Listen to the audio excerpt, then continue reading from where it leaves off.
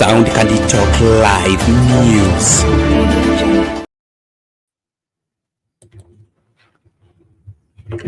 Good day, ladies and gentlemen. Thank you so much for making time to join us. This is Sound Candy Talk, open forum political discussion show, the show that gives you an opportunity to air what you feel and think about the latest development on our political front. Well, a lot is happening in our country, most of it not desirable. Therefore, Kenyans are left with more questions than answers and wonder what really happened that we ended up with a leadership like the one we have today that cares less about its people and more about the leaders themselves. Well, this is by reason of the TIFF opinion poll that reveals that majority of Kenyans, up to 64%, feel that the country is headed in the wrong direction and life now is worse off than it was in the previous years. Now, while that is going on, there is the issues with insecurity, where the prominent lawyer was gunned down, and the probe today, after the investigation or rather examination on his body, revealed that he was shot at short range, 8 bullets. Now, this is inhuman, this is barbaric, primitive, and of course, you know, there are no words to describe that somebody has guards to rain, 8 bullets in one body. Well, I leave that for you, but in my opinion, this is beyond words. Now, investigations are on, and probably we'll be getting the verdict sooner or later. Now, while that is going on, there are still young people who are arrested during the Gen Z protests that are still behind bars, and today was the day of mentioning of their cases. And one of the people in the courts today was the former Chief Justice Maraga. And he says looking at the case and the charges leveled against these young people, the law being applied is a wrong law in the first place. It is for terrorists and not Kenyan citizens, for that matter, innocent young people that are agitating for their liberties and their rights. So it appears that those cases are bound to collapse. And of course, they are just being used to punish these young people for having dissenting voices against their government. And this will form part of our discussion in the sense that why would we be doing such a thing, especially to a younger generation that needs to be nurtured and, of course, sharpened for the future? Are we indeed serious about preserving this country, or we just want to have our way or the highway, regardless of who we step on and who we exterminate along the way? This attitude of bossing around and, of course, demanding that you should be respected and you should be honored without you taking responsibility is something that we need to face and, of course, deal with it without us, pretending that everything is all right. The government needs to be the first one in terms of operating within the provision of the Constitution and the provision of the law, not for it to be leading in violation of the same. And so I invite your input even as we start the conversation. Thank you so much for choosing to be part of this. Just a moment. something amiss somewhere. We have left behind our TikTok family. Let's just pick them up and be able to flow with them.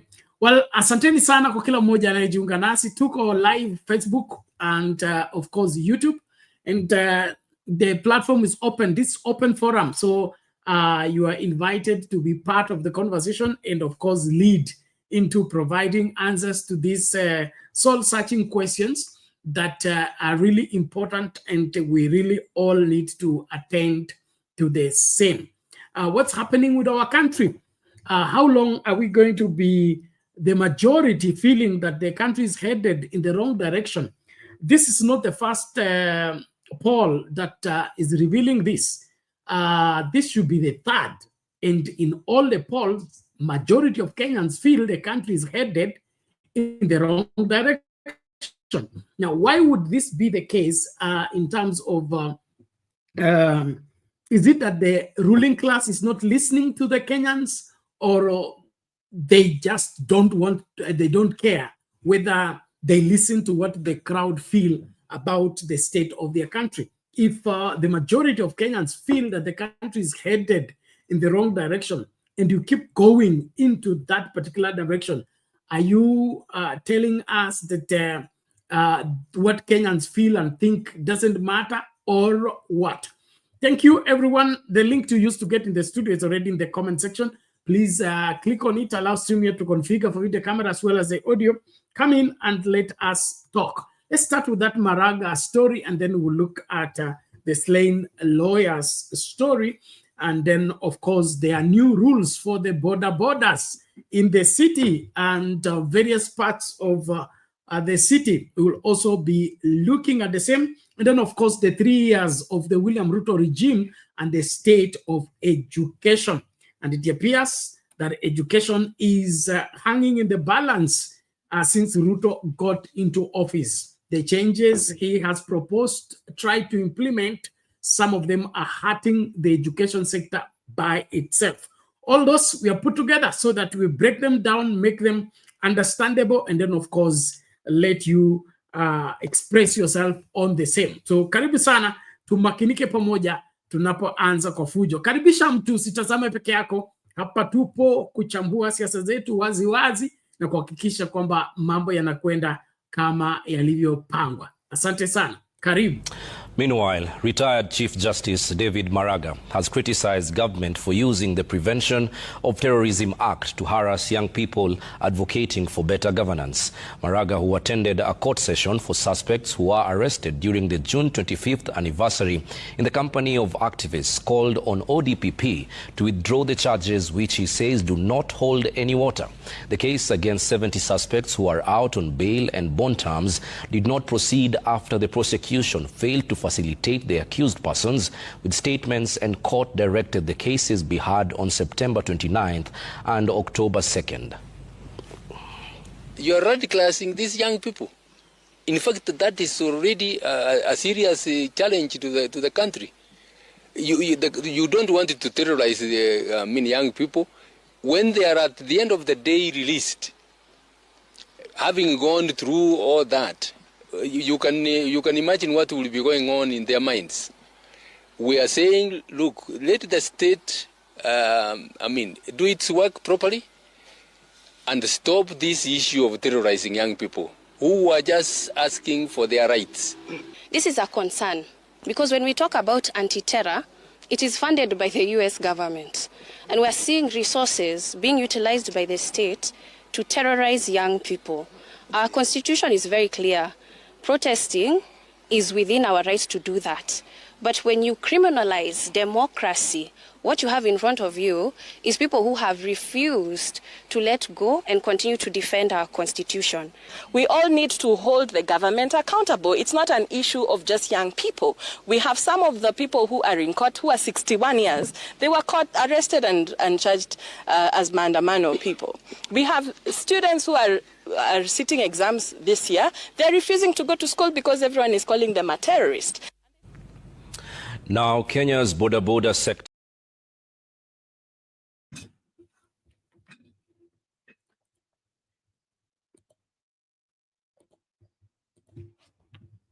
Okay, there you have it. You are a terrorist if you participate into anti-government protest. This is a very interesting angle into our judicial and, of course, the whole criminal justice system, where framed up charges has become the order of the day. And judicial system is now used as an instrument of either scaring people off or just, making you a criminal when you are actually not one. Now, this is not a good culture, especially when we seek to have, a just society. Kenya is a very dynamic nation, and of course, dynamic in the sense that the liberties and the provisions of the Constitution for Kenyans is, elaborate and detailed, and having a leadership that doesn't, doesn't sit comfortable with those kind of liberties and those kind of freedoms will warrant what we are experiencing now, unfortunately, unnecessarily. Because if they are indeed the breaking of the law, then let there be a proper framework of making sure that the lawbreakers are punished accordingly.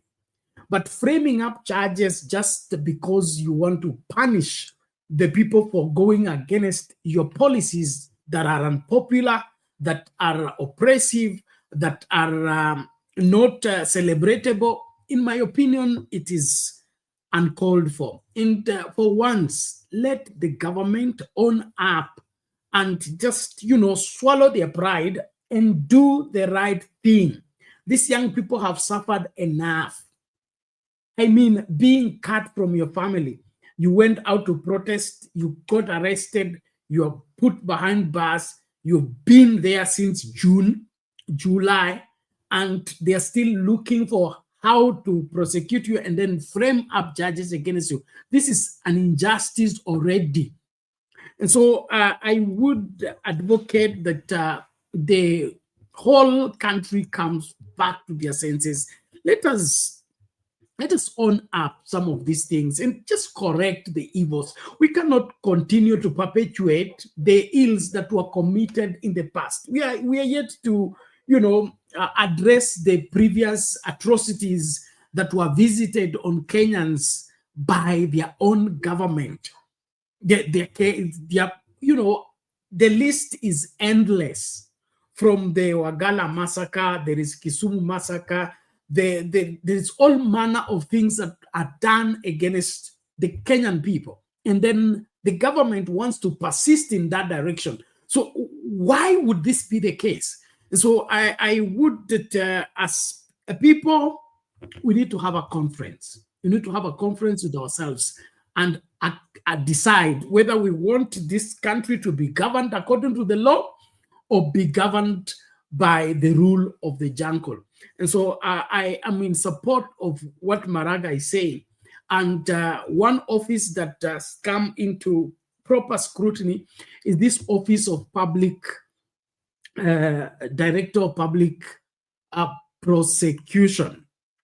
There is something fishy about that office that I would invite you to help me smell out, because hearing what was tabled yesterday or the day before yesterday in the Senate by the Anti-Corruption Commission, where they say they have investigated cases of graft, presented the files and the evidence to the Office of Public, or the Office of the Director of Public Prosecution, and 18 of those cases are withdrawn by the Office of the Director of Public without consultation with the anti-corruption. There is something in between here that is not adding up. And so how could the Office of the Director of Public Prosecution approve such charges against protesters for having been, charged under the law of terrorism. I mean, when did protest become terror? And how did this work out? You help me with this, but in my opinion, these are dangerous games that we are playing. Okay, let's open the door and then let terror reign in the land. At the end of the day, who will be the first one to cry? I think let's not invite problems that are not yet here. And I still believe that when you govern the country according to the law and follow the law, it is easier than crafting this, fixing this, twisting this, and trying to make this one guilty, make this one this. It is heavy work that you are adding on your table. It is already a heavy responsibility to run the affairs of this country. Why would you go out of your way to complicate yourself by trying to implicate people who you know are not in that category, but because you don't have anything to judge them with, you now frame up things against them? The dishonesty and the twistedness in this entire thing smells bad. And as a country, we need to come back to our senses. Let's stop all this madness and just do the right thing. And the right thing is, if the Kenyans who are behind bars are there wrongly, let them be let go. Give up. Give up. Because this is making a bad thing worse, and the worst thing become worst. When will we stop committing crime and injustices in the name of government? Yes, they were protesting. Yes, there is nothing against protesting in terms of violation of law. If they engaged into lawlessness, let them be charged for that particular lawlessness. They were found stealing, they were found breaking into our businesses and all that, but not for them to be charged as terrorists using the law of terror prevention. That simply means you are looking for something to pin on them. There is nothing to keep them behind bars for. And these are our children. These are our future. When will the government begin to care about the future of this country and begin to worry about what kind of children we are raising, what kind of mindsets we are instilling into these young people? Is it now official that the government is out to commit crime? Mtanisaidia hapo. Nashukuru kila mmoja, naomba tumakinike. Bado kuna itilafu na TikTok, lakini nashukuru wale ambao mnajiunga nasi. Tafadhali ukitupata tu, karibisha mtu, share hiyo live na mtu ili atupate naye amakinike tunapozungumzia masuala haya. So these cases, na kama wewe ni mmoja wapo ama mmoja wapo jamii, jamaa wako yuko behind bars, pia tuambie. Nimeambiwa wengi wa hawa watu wako Mlima Kenya ambao wamefunguliwa haya mashtaka, lakini ningependa tu kuconfirm na wewe unapotupata sehemu ulipo, utuambie hii kesi inakaaje na una support Maraga kwa kwamba hizi kesi zote tuachane nazo tukaangazie masuala ya muhimu. Na hilo ndio swali tunauliza kwa wherever poll question kwa YouTube, unaweza kujibu hapo. Do you support Maraga's take on charges against protesters dropped? So far 8 people have responded and all of them are saying yes, they are in support of dropping those cases against these young people. What is your take on the same? Continue actively involved into the show, please, and make sure that you don't miss out on what should be, even as we continue with the conversation. We'll be switching gears shortly. Let's take a short break. When we come back, we'll be looking at the verdict of the postmortem from the slain lawyer. And of course, the story is very heartbreaking, but we'll be looking closely to, find a way to just come to terms. What is going on with our country, and what is this that has come on us that we are almost animal-like in dealing with each other. This doesn't go, doesn't sit well, doesn't sound well, and we shouldn't be like this as a society. Well, let's take a break. We're coming back. And while you're on the break, please karibisha mtu tumakinike pamoja. Mambo bado na tunaamini kwamba yote yatanyooka. Let's get back after a short break.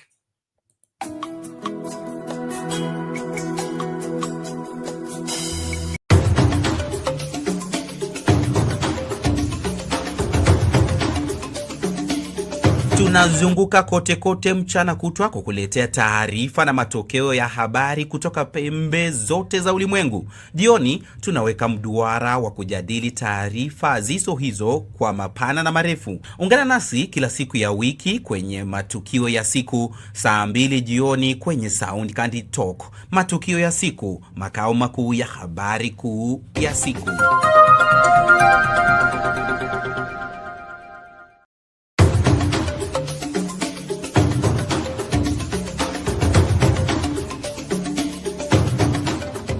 Sound Candy Talk is timely, accurate, professional, and affordable. You have a complaint or compliment, any question concerning our broadcasting, contact us soundcandytalk@gmail.com. We are on Facebook, YouTube, TikTok, and X at Sound Candy Talk. Call us on 0718 45 45 85.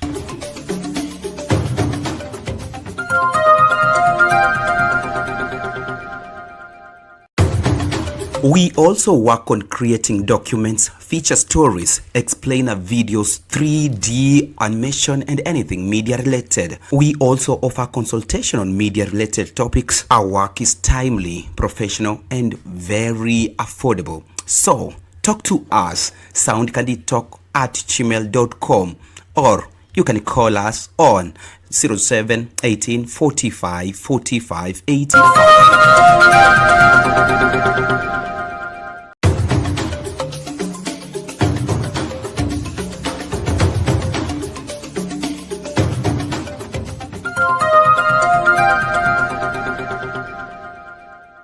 Tonight. Basi yule mtoto akasema ile siku moja mimi sijaenda kanisani na Yesu Kristo anakuja. Because kuleta ndege ya Chief of Defense Forces down is not only negligence but criminal negligence. Nilikuja hapa hadi ya Govt nikamwambia mchague Ruto. Na mimi naomba msamaha. Na mchezo huu rais, ni mchezo ambao utakusaidia wewe rais wa Jamhuri ya Kenya. Ni mchezo ambao unakufundisha jinsi vile kufanya kazi. Your Excellency, what helped that case was there was a policeman who recorded his statement in English. Sasa huyu ndiye nilipiga kofi. Juzi ndio amenipigia simu akaniambia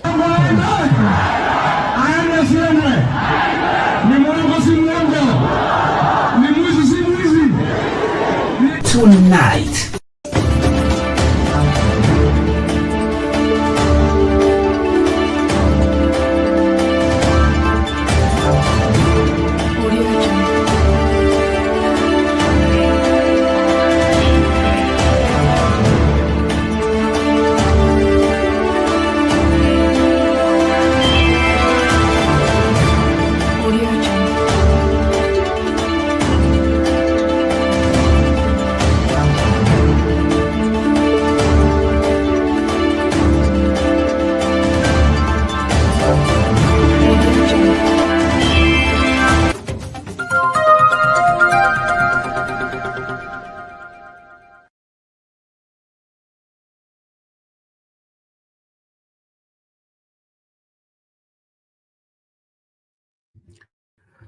Welcome back, ladies and gentlemen. Thank you so much for being part and parcel of our conversation as we look at different stories that have made headlines today into our beloved country, Kenya, and how we need to relate to the same.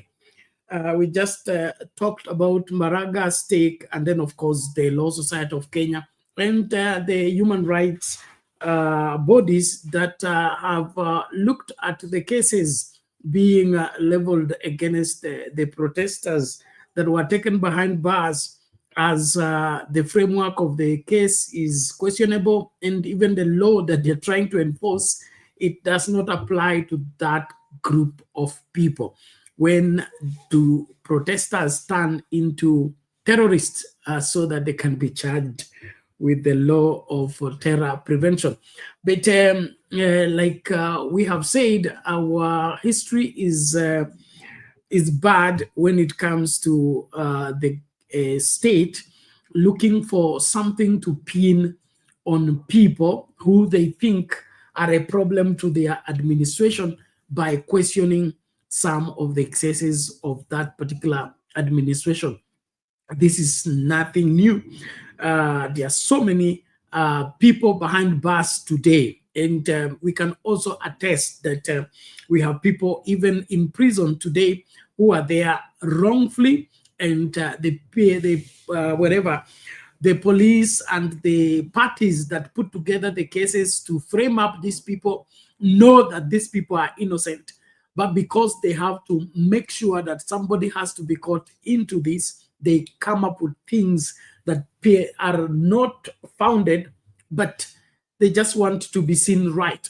And so these are some of the injustices that are that can be visited on the entire country, because when we have innocent people behind bars, we have innocent people being, killed, and blood is being shed, it doesn't go well with that nation. It doesn't go well with that country. And so some of the things we are suffering as a country could be traceable to some of these assassinations, these innocent people being put behind bars, the outcry of those widows and widowers, and of course, the single mothers and single fathers who are losing their only child to all this manner of excesses.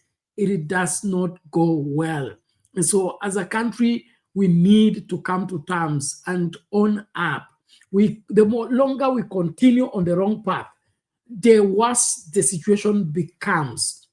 No matter how long you travel on the wrong road, you never get to the right destination. The Bible talks about, let's go back to the ancient, say when we get to the crossroad, let's go back to the crossroads and ask for the ancient path. It says, if we walk in it, we shall find rest for our souls. What that simply means that when you have taken a particular direction and you are walking in that particular direction and you discover you're on the wrong path, or you're not sure whether that particular path you have taken is going where you are going, the only sensible thing for you to do is go back to the place you started, go back to the place you missed the turn, and then ask for the right path. Continuing on the wrong path will not deliver you to the right destination. And this is a message to all of us as Kenyans, and especially the ruling class. William Ruto, his team, and the entire cabinet and all that. When you meet in the cabinet, what do you people discuss? I mean, these are things that are obvious. This doesn't take more than common sense for you to realize that taking innocent people, putting them behind bars, causing mothers to cry, causing fathers to regret, causing the whole nation to be sad, it is affecting the country negatively. And so we have to seek redress. And there is nothing wrong with you owning up when you are wrong. There's nothing wrong with that. Whether you are president, you are prime minister, you are governor, we are all humans. And human is, they say, man is to error. So there is no need of insisting these people are terrorists when you know they are not. When did they become terrorists? By protesting, they became terrorists.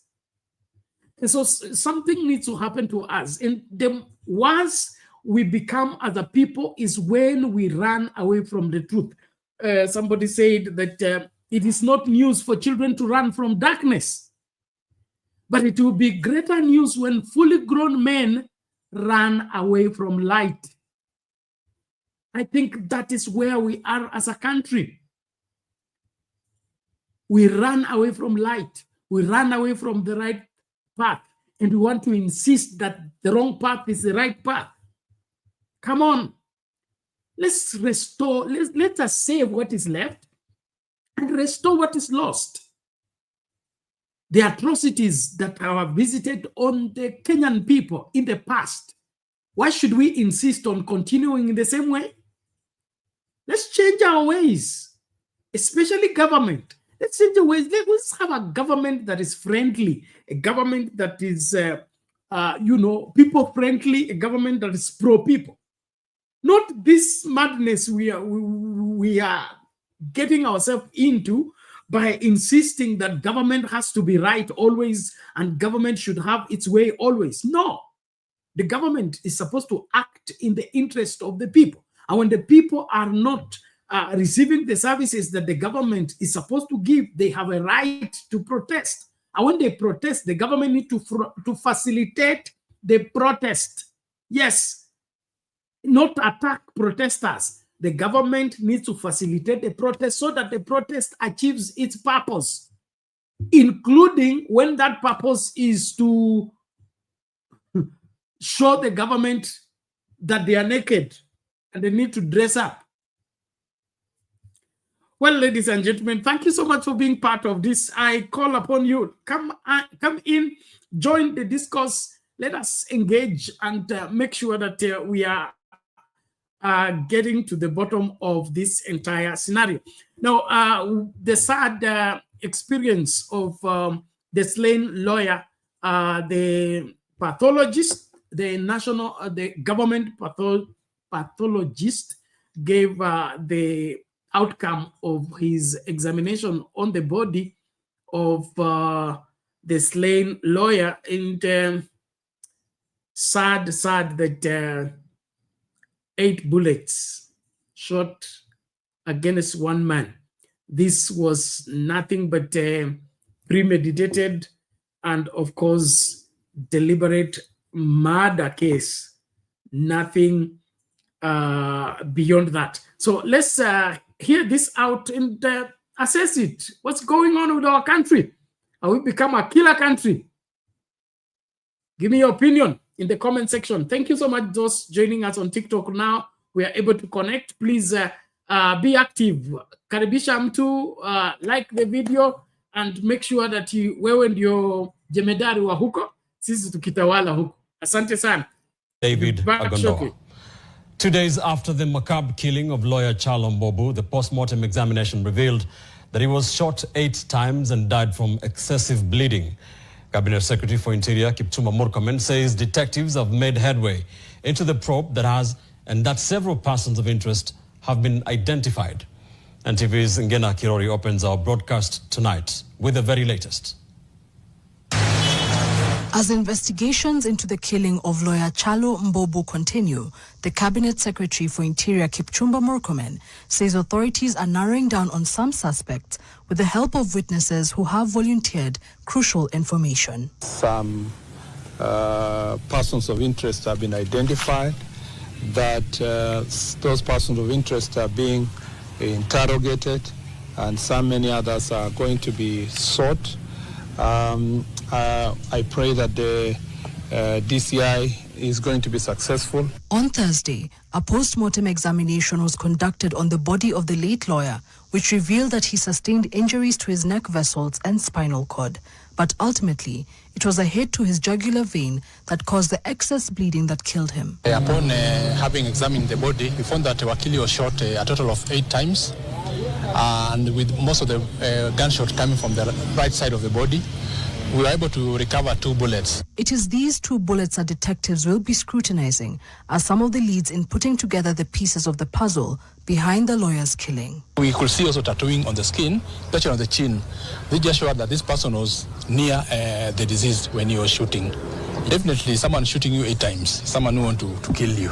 In the meantime, security agencies have urged persons with more information on the matter to come forward. It is not in our interest to only resolve cases that are involving prominent persons or persons who are known to us or persons who are our friends or who are holding high office.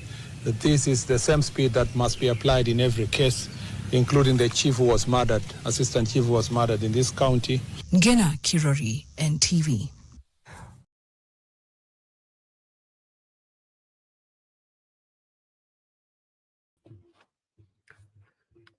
Okay, there you have it, the state of affairs as far as the probing into the murder of the prominent lawyer is concerned. The Interior Minister, Murkomen there, giving his voice on the matter. And of course, he doesn't, you know, quite know when to keep away from politics on a serious matter like this. And so, of course, it brings up the aspect of we are investigating, we are making headway, and this is not because this is a prominent lawyer. We are not just keen on, you know, hurrying up cases of prominent people. We also need justice for the people who are not well known. No, that comes not as news to you if you are a Kenyan and you've been in this country long enough. We've heard that those sentiments for too many times until they don't make much difference. Most important is looking closely on the murder of this lawyer. Okay, somebody's hired, trails him, and then gets to his car and shoots 8 times. That is shoot to kill and make sure that the person is dead. Cannot recover from that particular shooting. And so this has a way of wanasema sanaa ni kio cha jamii. What we see in this mirror, what we see in this particular scenario, are we seeing a country that is at war with itself? Are we seeing a country that doesn't, you know, no longer holds human life as sacred? Or what is this? I mean, raining 8 bullets in a person. Why? And of course, I really would want to advocate that we find a different way of sorting out our differences. If there is a difference, let's sort it out amicably. Let's seek restitution, things like that. But the aspect of eliminating one another, and we are doing it before our children, we are doing it before the younger generation. What kind of example are we showing the younger generation? Will we have people who have self-control anymore? Will we have people who value human life anymore? Have we fallen so much as a people that we can't tolerate anything? That if somebody wrongs you, you eliminate him. If somebody has an altercation with you over a case, you eliminate him. What is this? And so as a country, I believe it's time to sit and have a conference with ourselves. We cannot continue like this. Remember, where the member of parliament was shot in the same circumstances. So we have official killers in our country who can trail anybody and kill them. And all we talk is we are making headway in the investigations. Something must happen to us. Ladies and gentlemen, let's keep the conversation going, please. Karibisha mtu. Msimamo amekuja. Hali vipi msimamo? Kaka, nashukuru, niko salama. Sijui wewe hapo studio. Tunashukuru wazima, Mungu mwema. Karibu siku nyingi. Pole bwana. Hiyo siku mambo hayakuwa mambo, kumbe lakini wacha niachie hapo. Nikasikia uchungu, lakini pia shukrani zangu zipokee. Maana sikupata fursa kufanya hivyo kaka yangu. Yote 9 la 10 yote 9 la 10. Kwanza nianze kwa kusema Ruto ni mfamaji, aache kutapatapa huko kwenda Kisii mara kwa mara, pia nako kunanipa maswali kwamba ni uoga ama ni nini. Lakini kikubwa zaidi ni hiki ulichokizungumzia kaka, kwamba mauaji yasiokuwa na tija. Tena kibaya zaidi cha Mkenya cha sisi wa Kenya kwa Wakenya. Unajua, kukosana mawazo, kukosana ndimi, kukosana kauli haimaanishi tunatengeneza uhadui. Ni heshima tunajiwekea, kwa sababu misimamo ni tofauti. Tarehe naweza nisikukubali sasa hivi ndugu yangu Bernard, lakini mwisho wa siku kesho, baada ya kukaa kwa muda, nikaona kumbe Ben alikuwa ameona mbali zaidi kuliko mali nilipokuwa nafikiri, kwa sababu fikra hazifanani. Ni kama vile mkono ni kama vile tu vidole vya mkono, vingine virefu na vingine vifupi. So hii hali kwamba huu kanzidi na hapa, the only way atakuwa usumbufu ni kumalizana, kisha mwisho wa siku naregesha kwa sheria, inafanya kazi yake, inatunyima hata uhuru na inawakaribisha haswa hawa wenye kufanya mambo kama haya kupata mbavu zaidi na kuwa tishio, kwa sababu hili linafanyika mara kwa mara tu, na hususan kwa viongozi. Yani ukienda naye kinyume, basi roho yako mkononi, hujui utaiweka wapi. Hata sisi tunazungumza hapa, tunazungumza tu kwa neema ya Mungu, na tuko hapa tunaingia kwa magoti, maana hatujui hatima ya kesho yetu. Lakini tunaondoa hofu, maana ni bora kinywa kinenacho kuliko kwamba kinacho nyamaza. Sasa Mungu kakuajalia kinywa cha kunena yanaofaa. Sasa ukitia uoga mwingi, mwisho wa siku utasemwa na kilio. So mimi kwa kweli nimetamaushwa na hii hali kaka yangu Ben, na si visa tu, si kisa hiki kimoja, ni visa vichungu tele ambavyo vimefanyika katika hali kama hii. Na tukitazama mizani haswa ambayo ni ya kupima haya, labda pengine hizi kesi tuone kuna angalau moja lizaa matunda, ili ikawa fundisho na komesho kwa hali kama hii, na kisha kuangalia ni nani anayehifadhi hawa ambao wanapewa silaha kufanya jambo kama hili. So mwisho wa siku tunagundua, yani tunakosa majibu kama wananchi. So mtazamo wangu mimi kama msimamo nitasema hivi, haya yanafanywa na wenye mbavu.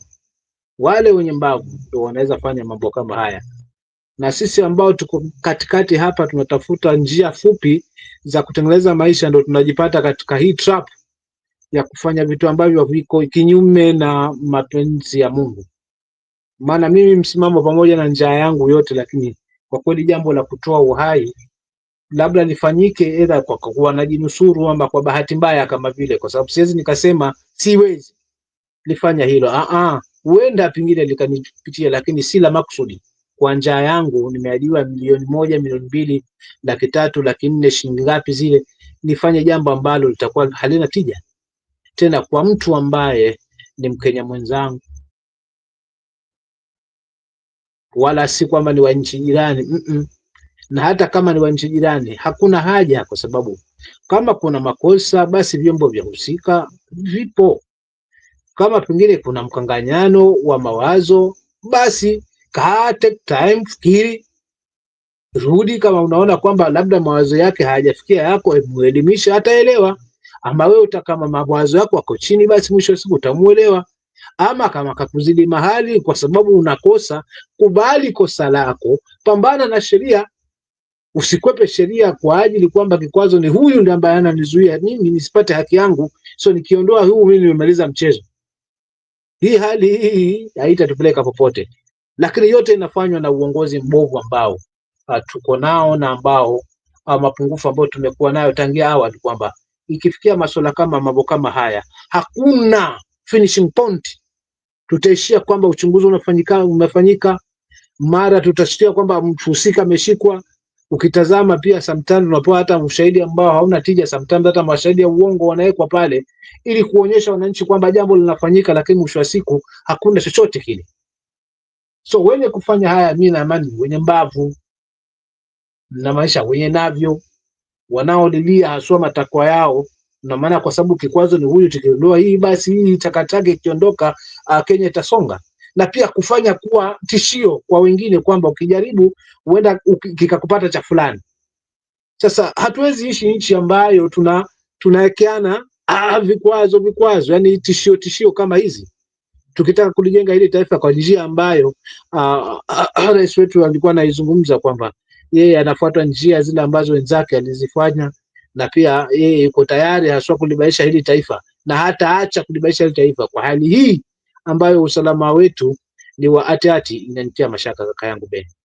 So mimi nalaani vikali, na langu kubwa ni magotini, nitaingia nione haya na kumwambia Mungu tufungulie milango angalau tupate ukombozi ambao utakuwa na tija kwa hili taifa, na pia utakaojali maslahi na usalama wetu haswa, licha ya kutofautiana kisiasa ama kimitazamo. Nitaachia hapo kaka yangu Ben, kwanza nipate tama la maji. Asante.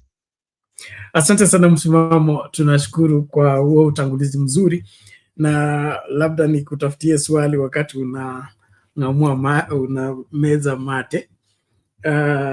Tukirejea hapo nyuma kidogo, kwa sababu mimi ni mwanafunzi wa historia na napenda kila kitu kifanywe kwa mpangilio ambao unaeleweka. Hapo awali tuseme katika utamaduni wetu, watu walikuwa wanakosana na kulikuwa na njia mbadala ya kutatua matatizo. Hata kama mtu ameua mtu, hakukuwa na ile direct ya kusema kwa sababu ameua lazima auawe, kwa sababu ameiba achinjwe ama aangamizwe. Kulikuwa na njia mbadala ambazo zilikuwa zinatumika kusuluhisha hizi mitafaruku ambayo inafanyika, na haswa ikifika kuchukua maisha ya mtu, alikuwa jambo rahisi na alikuwa kitu ambacho mtu binafsi anajiamulia. Ni kipi hiki kimefanyika katika kizazi chetu hapa ambako hakuna kufikiria mara ya pili ikifika kumuondoa mtu, haswa akiwa kikwazo katika labda mipango yako ama katika maovu yako. Inakuwa sasa kwa sababu wewe ni muovu ama unataka jambo fulani lifanyike na utaki maswali, so katika hiyo hali you eliminate the person. Nikitoa mfano kama wa Msando, okay? Msando ameajiriwa. Kuajiriwa na IEBC ni kitu ambayo una compete, una apply, unaenda unakaa kwa panel, unajibu maswali, unashinda wengine ndio ukue nini, upewe hiyo nafasi. So ni kama Msando alienda kutafuta kazi, na katika kutafuta kazi akajitafutia kifo kwa sababu kuna watu fulani ambao hawakutaka kile ambacho wamemwajiri kufanya kifanyike. So ni kipi hiki ambacho kinaendelea na nchi yetu hivi kwamba tunataka kile tunachotaka, na kama kuna yeyote atasimama kwa njia tutamuondoa ili tuendelee kufanya yale ambayo hayafai? Ni mabadiliko ya muda, ni mabadiliko ya kizazi, ama ni nini kimeenda mrama na nchi yetu? Kaka, asante kwa maswali yenye tija namna hiyo. Unajua kaka, mimi nimepita kwenye vitabu vyetu hivi vya Mungu, hususan Biblia, maana mimi ni Mkristo, na kuna mahali nikapita historia ya shetani akimjaribu Bwana Yesu kwamba pindi utakaponisujudia basi mali na mazuri yote ya dunia yatakuwa chini yako. Sio kama nitakuwa nimenukuu kimakosa, lakini tumeshia pale katika karne ambayo umesema kipi kilienda mrama zama hizo na sasa. Awali hapo mwanzo kulikuwa na hofu ya Mungu, kiasi kwamba kumfanyia mwenzako kinyume unajihukumu kwamba maana unajua hii damu kumwagika hakika ina laana. But kwa sababu tumeamua kumwabudu na kumshuhudia shetani na miliki zote ametuonyesha, dhahabu, mali, magari na pesa, basi wanadamu haupo tena, hofu ya Mungu haipo tena. Kikwazo kikubwa ni kwamba hofu ya Mungu haipo tena kwetu kaka, kwa sababu mwenye hofu ya Mungu na mwenye tumaini la Mungu hawezi fanya kitu kama hiko, sababu atajiuliza nikifanya hili je, yani mfano ingekuwa mimi naifanywa jambo kama hili ingekuwaje? Basi mtu anaacha.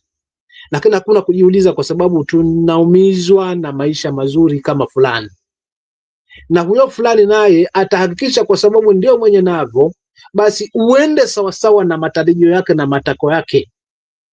Ukienda kinyume na mataka yake, basi utakuwa hakika wewe ni adui kwake.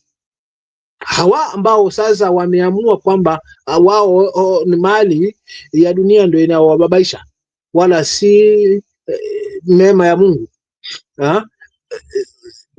Uende sawa sana. Mfano hai nitakurejesha tu kwa bunge letu la 13. Nashangaa sasa hivi likipiga kelele sijui nini, lakini lilikuwa na mbavu na mandate ya kikatiba kufanya kazi husika, lakini wakatoka pale wakaamua kuabudu na kufuata mtu venye anavyotaka, kisha yeye ameanza tena kuwageuka, nao wanaanza kulia. Hiyo ndio tofauti tuko nayo pale wakati wakiwa State House wakinywa chai. Sasa chai hiyo chai imekuja kugeuka kuwashubira sasa, unaona. So unaona ujinsi madaraka ama uchu wa pesa jinsi mwisho wake wa siku unavyokuwa kaka. Wanadamu unakuwa haupo, unaondoka, maana mengi utakayofanya itakuwa ni kinyume. Na ukitaka mali ikae kwako wewe na Mungu lazima mwe tofauti. Ukitaka hela nyingi ziwe kwako Bernard, ukweli wa mambo wewe na Mungu muwe watu wawili tofauti, vinginevyo basi utapata shibe tu yako tu. Lakini kama ni hela za kutikisha dunia, kama ni mipango ya wanadamu wa kuone, basi wewe na Mungu muachane kidogo. Kwa hivyo tuko katika karne ambazo tunamwabudia shetani ili tumiliki dunia, na kama ndi kumiliki dunia basi wanadamu haupo, ndipo tunaishia katika haya kaka. Mimi nitalijibu katika hiyo hali. Asante. Asante sana msimamo, tunashukuru. Na hilo ni swala nyeti ambalo tutamuomba Mungu atusaidie, lakini kama kizazi atuelekei njia ambayo inafaa, na haswa wengi wetu ambao ni wazazi atuonyeshi mfano bora kwa watoto wetu.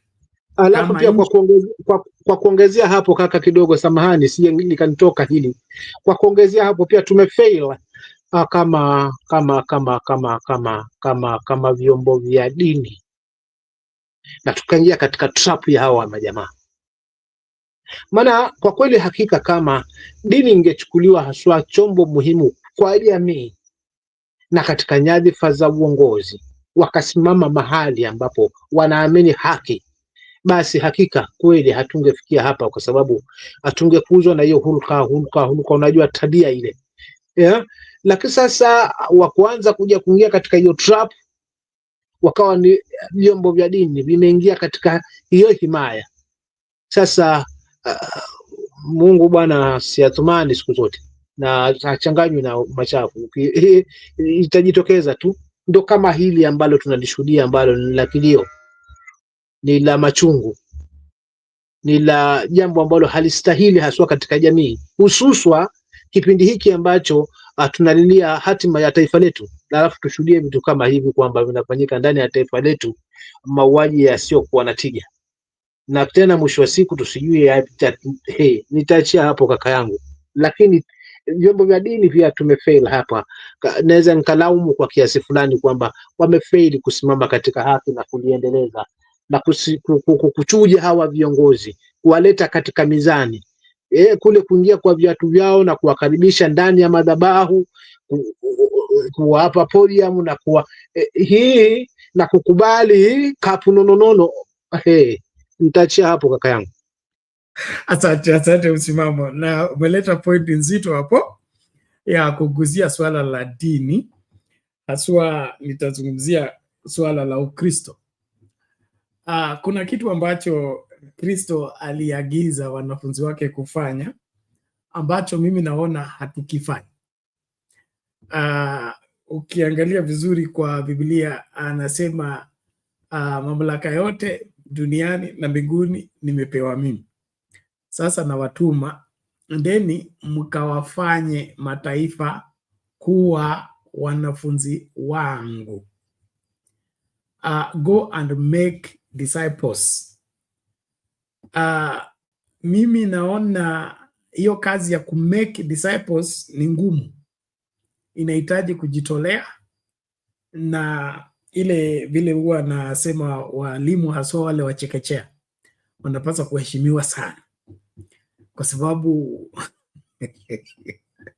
mtoto analetwa hajui lolote, hajui kushika kalamu, hajui nini, alafu walimu watamwelekeza one item at a time, one step at a time.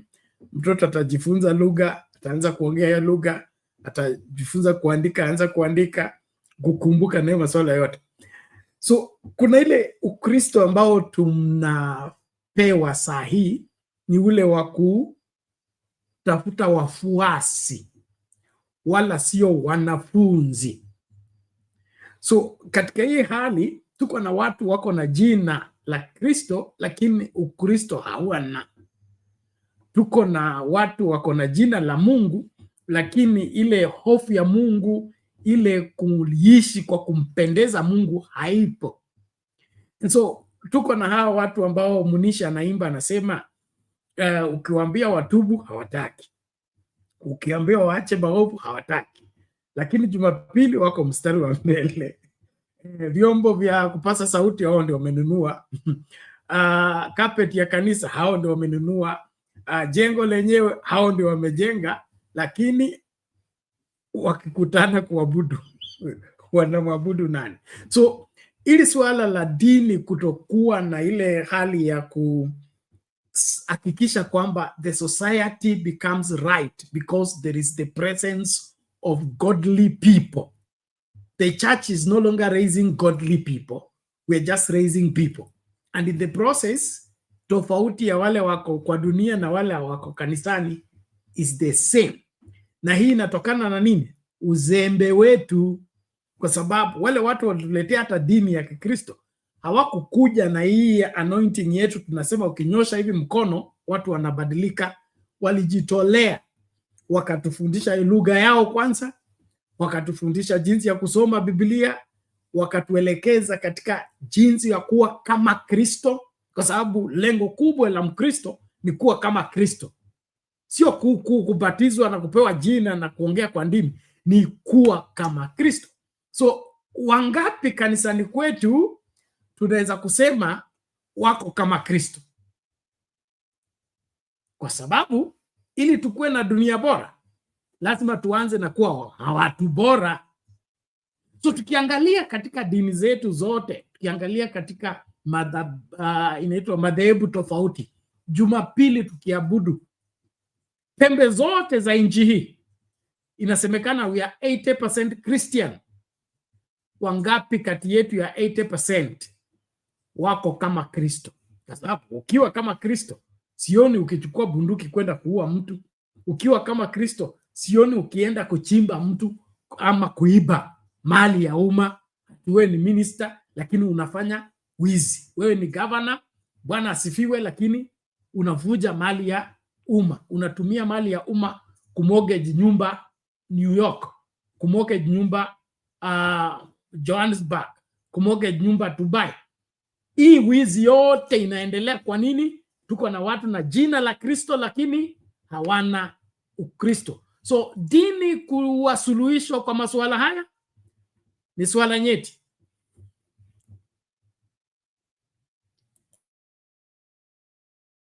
Msimamo kama bado upo?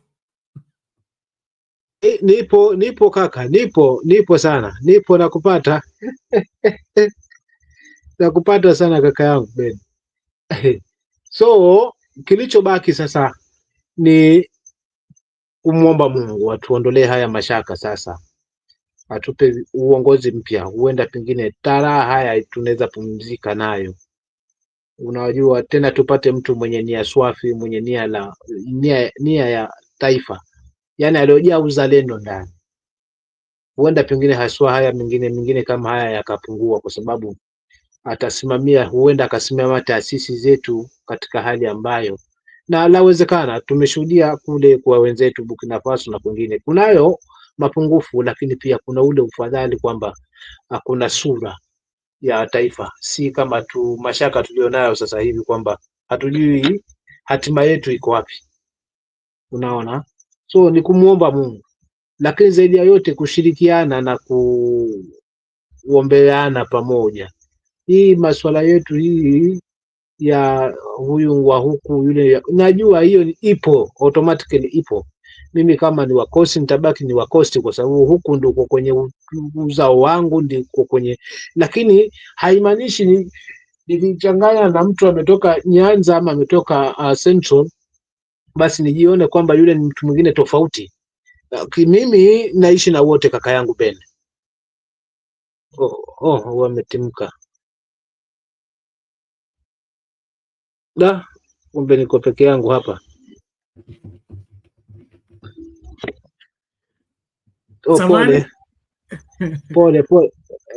Pole kaka. Unaona, so to me kama msimamo, mimi nimelelewa katika huo utamaduni huo. Kwanza naridhika na nilicho nacho, pili na hofu na kujikinga kwa mengi. Unajua katika hiyo hali basi unaona elekea miaka ya jioni, bado heshima ile wenzetu wanaipata ya magari na kadhalika haipo. Ni kwa sababu ya hofu, na nafikiria kwamba mimi ni mzazi kwa wakati wangu. Sasa hivi naitwa baba, nitaitwa babu, nitaitwa babangu mkubwa, unaona, mwisho wa siku nitapotelea, lakini kumbuka nitakuwa nimeacha uzao wangu. Je, laana, neno laana lenye ambalo naliogopa mimi msimamo, nimeacha mazingira gani wanangu, watu wangu, jamii yangu? Isije kala na langu mimi linatesa vizazi vyangu nendako. Kwa hivyo safari ya kesho unaipanga leo. So hatima yangu mimi nimejikinga kwa hiyo, na si mimi tu, ni karibu familia yangu yote. Wengi wetu tumekuzwa katika hayo maadili ya kumcha Mungu, na pia kuwa na ile hofu na kutia bidii zaidi katika kile ambacho unakifanya. So hili taifa kwa kweli, ndugu yangu Ben, tulipo pana tamausha, lakini sina budi wala hatuna budi kumwelekea Mungu, na tukimwelekea Mungu ni kumuomba angalau tusimamishe kiongozi ambaye atakuwa na tija, atakayebadilisha mfumo mzima wa hili taifa, na atafuata katiba kisawa sawa, kwa sababu katiba imetupa mwongozo, haifuatwi kikamilifu, na ndio maana tunapata hizi loophole kama hizi ambazo mauaji yatafanyika na mwisho wa siku hizo kesi zitaishia hapo hapo. Labda pengine afuatwe mjane, apigwe pesa ya kutosha, nyamazishwe, familia nyamazishwe, kishaliwazishwa basi hiyo story imeshatoka. Lakini mpendwa yule hayupo. Nguvu ya taifa tumeipoteza. That's why tumepoteza viongozi wengi wa maana katika hiyo hali ya kuonekana huyu mtu atatuzidi. Mwisho wa siku tumebaki na mapumba ya viongozi. Maana tuliwachuja, tukawachuja wale Mungu amewaneemesha watumike kwa wakati ule kulijenga hili taifa, ndio wao tumeanza kuondolea mbali. Sasa ndo tumejipata tulipo. Tuliobaki nao hawana roho hata siku yao, hawana utu hata siku moja. Na nilidanganywa mimi kizungu sema never ever trust a smiling face. So utakuta kiongozi amejaa bashasha, amejaa meno meupe mithili ya maziwa, lakini ndani ya nafsi sasa ni tofauti. Kaka Ben, mimi nitaachia pale kwa leo kwa sababu sina mbavu, lakini mimi ile imani Mungu hata tuacha tuaibike. Between sasa hivi mpaka 27 Mungu atafungua milango ambayo haitaweza kusimamishwa. Asante. Naam. Amina. Asante sana. Nakubaliana nawe kabisa, na wala sio kiongozi mmoja, bali viongozi wa tabaka tofauti katika sehemu tofauti ama viwango tofauti. Naomba kwamba katika uchaguzi unaokuja katika level zote, kutoka kwa MCA, kutoka kwa senator, members of parliament, tupate nafasi ya kuchagua viongozi ambao watakuwa na ile uzalendo unaozungumzia, wakuwe na ile uadilifu na kuhakikisha kwamba wamejitolea mhanga kuhakikisha kwamba nchi inapona, kama vile Burkina Faso inafanya na nchi za West Africa vile zimeshika moto katika kurekebisha yale ambayo yalikwenda mrama. Mpaka sasa hivi France inalia kwa sababu iliyotegemea chanduguye itakufa maskini. So inaonekana tukipata viongozi ambao wameweka maslahi ya wananchi mbele, nchi inapona tu. Na Kenya ni nchi tajiri, si eti hatuna mali ya kutosha.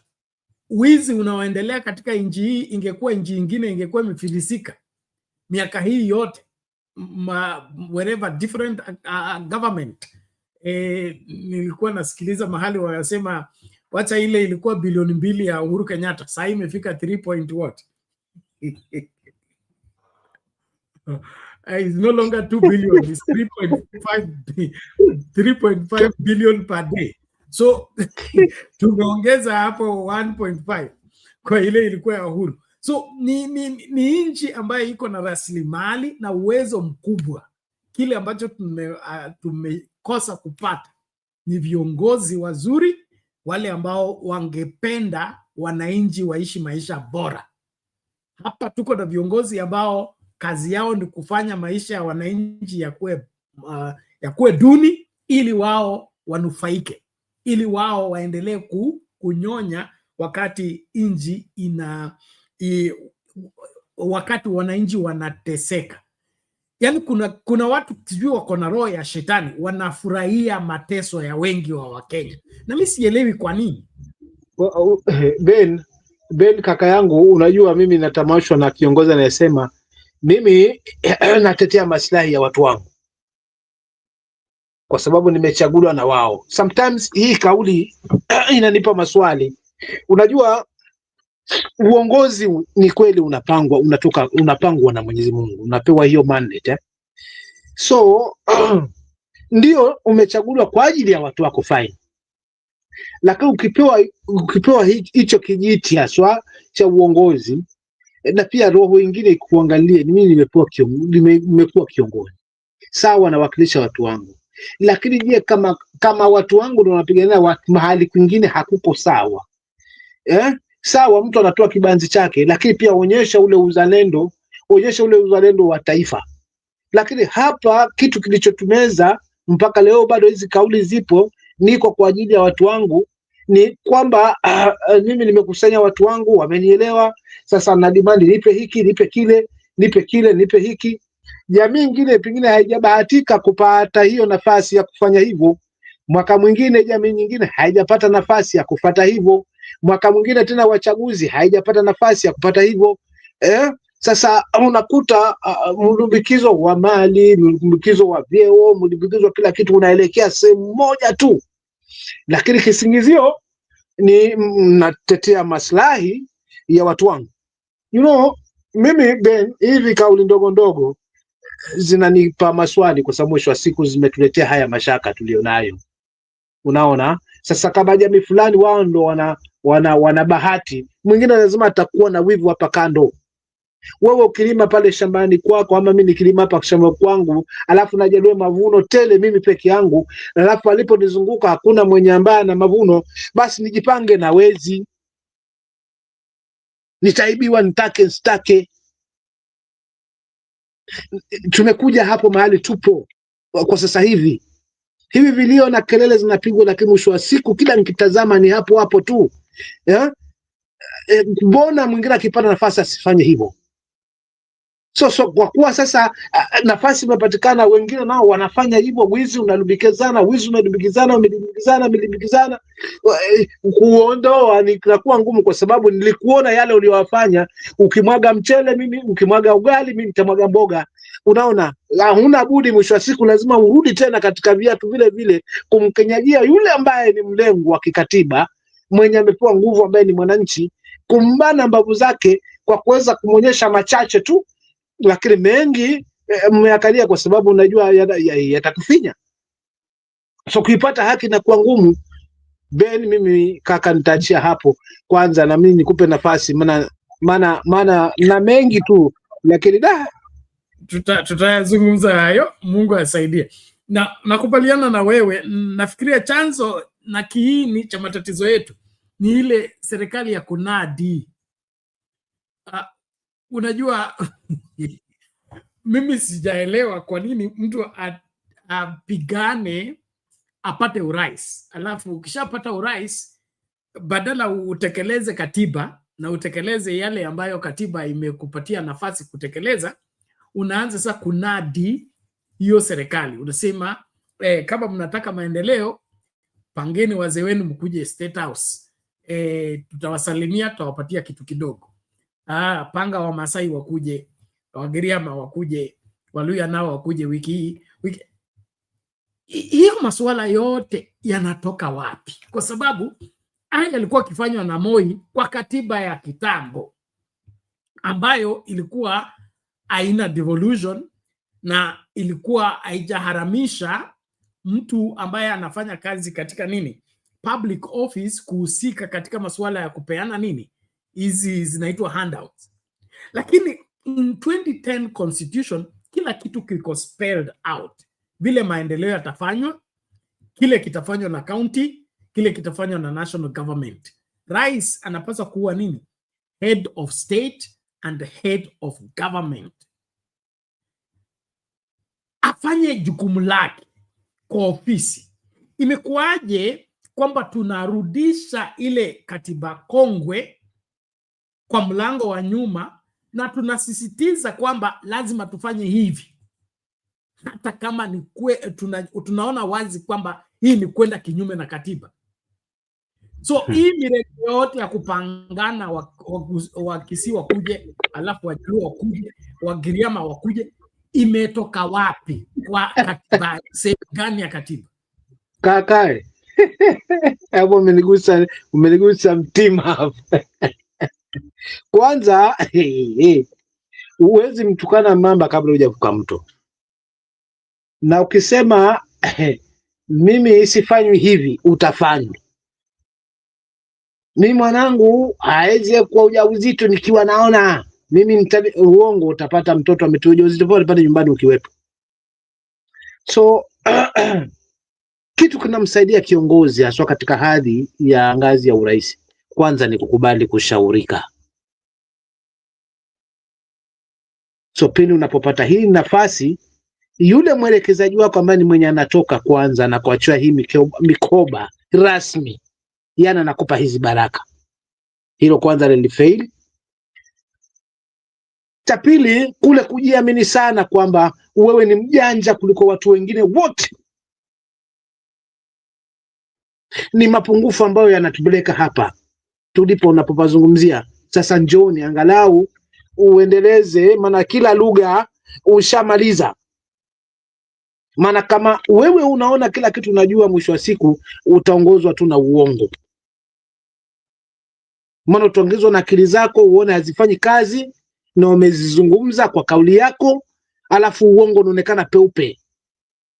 So baada ya kumaliza hii kapu hapo ya uongo, ndio hapo unapotafutana na majamii. Sasa njoni angalau sasa hawa watu wachache unawaita, kuna wengi ambao unasahau kwamba hawana nafasi kama hiyo. Wale wachache utakuja nao kuwasalimia na kuwapa ugali na pia kuwarejesha nauli ya kurudi mahali wametoka. Kumbuka wakifika kule nao si kwamba ati pengine watakwenda kugawa na wenzi wao. Uongo. So kaka, nimetangulia hapa kusema kwamba ndugu yangu hapa ni mfamaji, yani haachi kutapatapa. Labda msimamo umenikumbusha hoja aliyouliza kwamba katika mswada mlionipitishia wiki jana milioni 10 zilipeana, mlizipokea?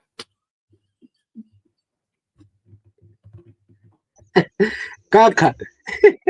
Alafu unajinadi sasa kwamba ulitengeza hili, badala ya jambo lenyewe kujionyesha. Hapo ni kuonyesha dadi kwamba umefaili. Ukisema unakabiliana na corruption na kutubana matumizi ili utengeze hili taifa, hatua nyingine ifanana na Singapore. Kumbuka ndege yenye umeabiri kwenda kule kwanza ya private ni shingapi kwa siku? 3, umeenda huko kwenda kulaunch mwenzako ambaye ametengeza bwawa ambalo hata wewe nao pia uongo watu wako jamaa atatia ushuru hata watu wako juu, utataka na wewe kile ambacho kinafanyika kule kikusaidia upande huu mwingine, jambo ambalo wewe mwenyewe ulilianzisha ukaenda kalivuruga. Unajua mimi nashindwa na kuelewa kabisa. Ndio maana nikakwambia kaka yangu Bernard hapa kwamba Mungu atusimame, wa Kenya tuombe. Tumwelekee Mungu, wacha si utani, tumwelekee Mungu haswa, angalau ndo atatusikia, tuondolee haya mashaka, atuondolee na hii laana, kila mtu abebe msalaba wake tu, yani tusije tukamalizwa kabisa mbumbumbu. Lakini kikweli kaka Bernard, hata waitu wakina nani, Mkenya chini huku mashinani anashawishika, na kushawishika ni kwamba akienda hospitali, huduma ya hospitali anaipata, ameshawishika. Akienda shule, watoto wake wakienda shule wanapata elimu ambayo ni bora na hakuna gharama ya maisha. Hii huku ndo kushawishika kwa mwananchi. Barabara ni nzuri, maji yanapatikana, kuwezesha wamama au vijana na talanta zinakuzwa. Huko ndiko kushawishika. Lakini wachache hata waje, hao wanaokuja hawatafika watu 1000, hawafiki watu milioni 1, milioni 2 kuja kwa State House, hawafiki. Kaka Ben, wacha tuone hii sarakasi mali itaishia, ndio tutajua kweli hakika Mungu si dhalimu siku zote, na Mungu hafungamani na uchafu siku zote kabisa. Mimi hiyo ndio tumaini langu, ndio ninaacha kaka, naingia mali kama hapa, nakata usingizi wangu, naona niendelee kuomba na wenzangu, kwa sababu tu haya mazungumzo ni maombi. Kaka Bene, chukua hapo nisije nikakwama kama za maneno hapo. Shikilia hapo, asante sana. Mabibi na mabwana, tunaendelea na mchakato huu. Tunakuomba tafadhali, karibisha mtu, piga kura yako. Unakubaliana na Maraga kwamba kesi zote ambazo zimefunguliwa waliohusika katika maandamano zitupiliwe mbali, kwa sababu sheria wanayoitumia haifai. Hiyo sheria ni ya makaidi, wanaitwa nini, terrorist, na kuprotest kukufanya unakuwa terrorist. Hiyo sarakasi anasema ikome. Yes or no on our YouTube channel Sound Candy Talk Live. Hapo ndio kuna swali.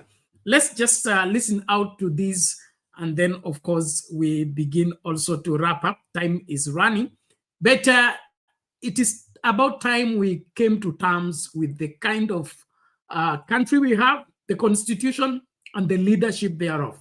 And for William Ruto, if the constitution is his problem, he should vacate office, because that office is constitutional. The country must be run constitutionally. Hivyo ndivyo inapaswa kufanywa. So hii masuala ya kubadilisha nchi ama kujaribu kubadilisha katiba ili ifanane na wewe, hiyo haifai. Hiyo ndio inafanya mambo yanakuwa ngumu. Na hii mikakati yote it's very expensive. Wakisii wiki hii, wiki ijayo wa Masai, na kabila tuko nazo nyingi, tumefika 47. So sijui lunch zitakuwa ngapi.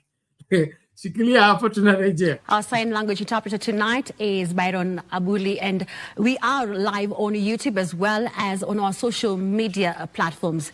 Now, we start with President William Ruto has reaffirmed his commitment to work with all leaders for national transformation and prosperity.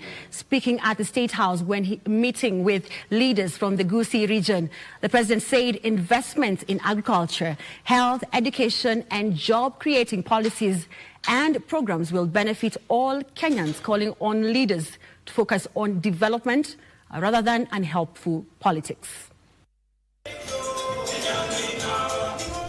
President William Ruto hosted Gusii leadership to discuss matters of development. The head of state said his government has stabilized the economy and it was now time for development and not politics. Inflation has come down from 9.6 to 4.5. Our foreign exchange earnings, our foreign exchange reserves, has grown from $5.7 billion. Now we are at $11.8 billion, the highest in the history of Kenya. We can now have a conversation about resuming roads. We now have a conversation about doing X, Y, and Z, because first and foremost, the base, our economy, is stable. The president spelled out his plan to enhance universal health care through digitizing systems at Social Health Authority and investing in education sector by doubling the allocation for universities. We've sorted out CBC. We've sorted out maneno ya walimu, hired more teachers. We are remaining with almost 20,000 teachers so that we close the gap. Number 3, we have done additional classrooms. And number 4, we have sorted out the funding program, especially for higher education, which was a very big problem. Hawa mahospitali hawataki kuwaambia. The truth of the matter is they have never received reimbursement from NHIF in the same amount today they are getting from SHA. That is the truth.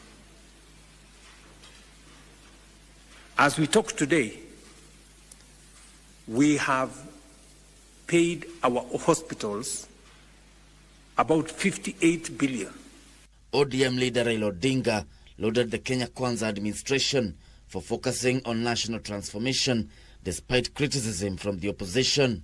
Kenya iko na great potential. Kenya does not need to play in the third league.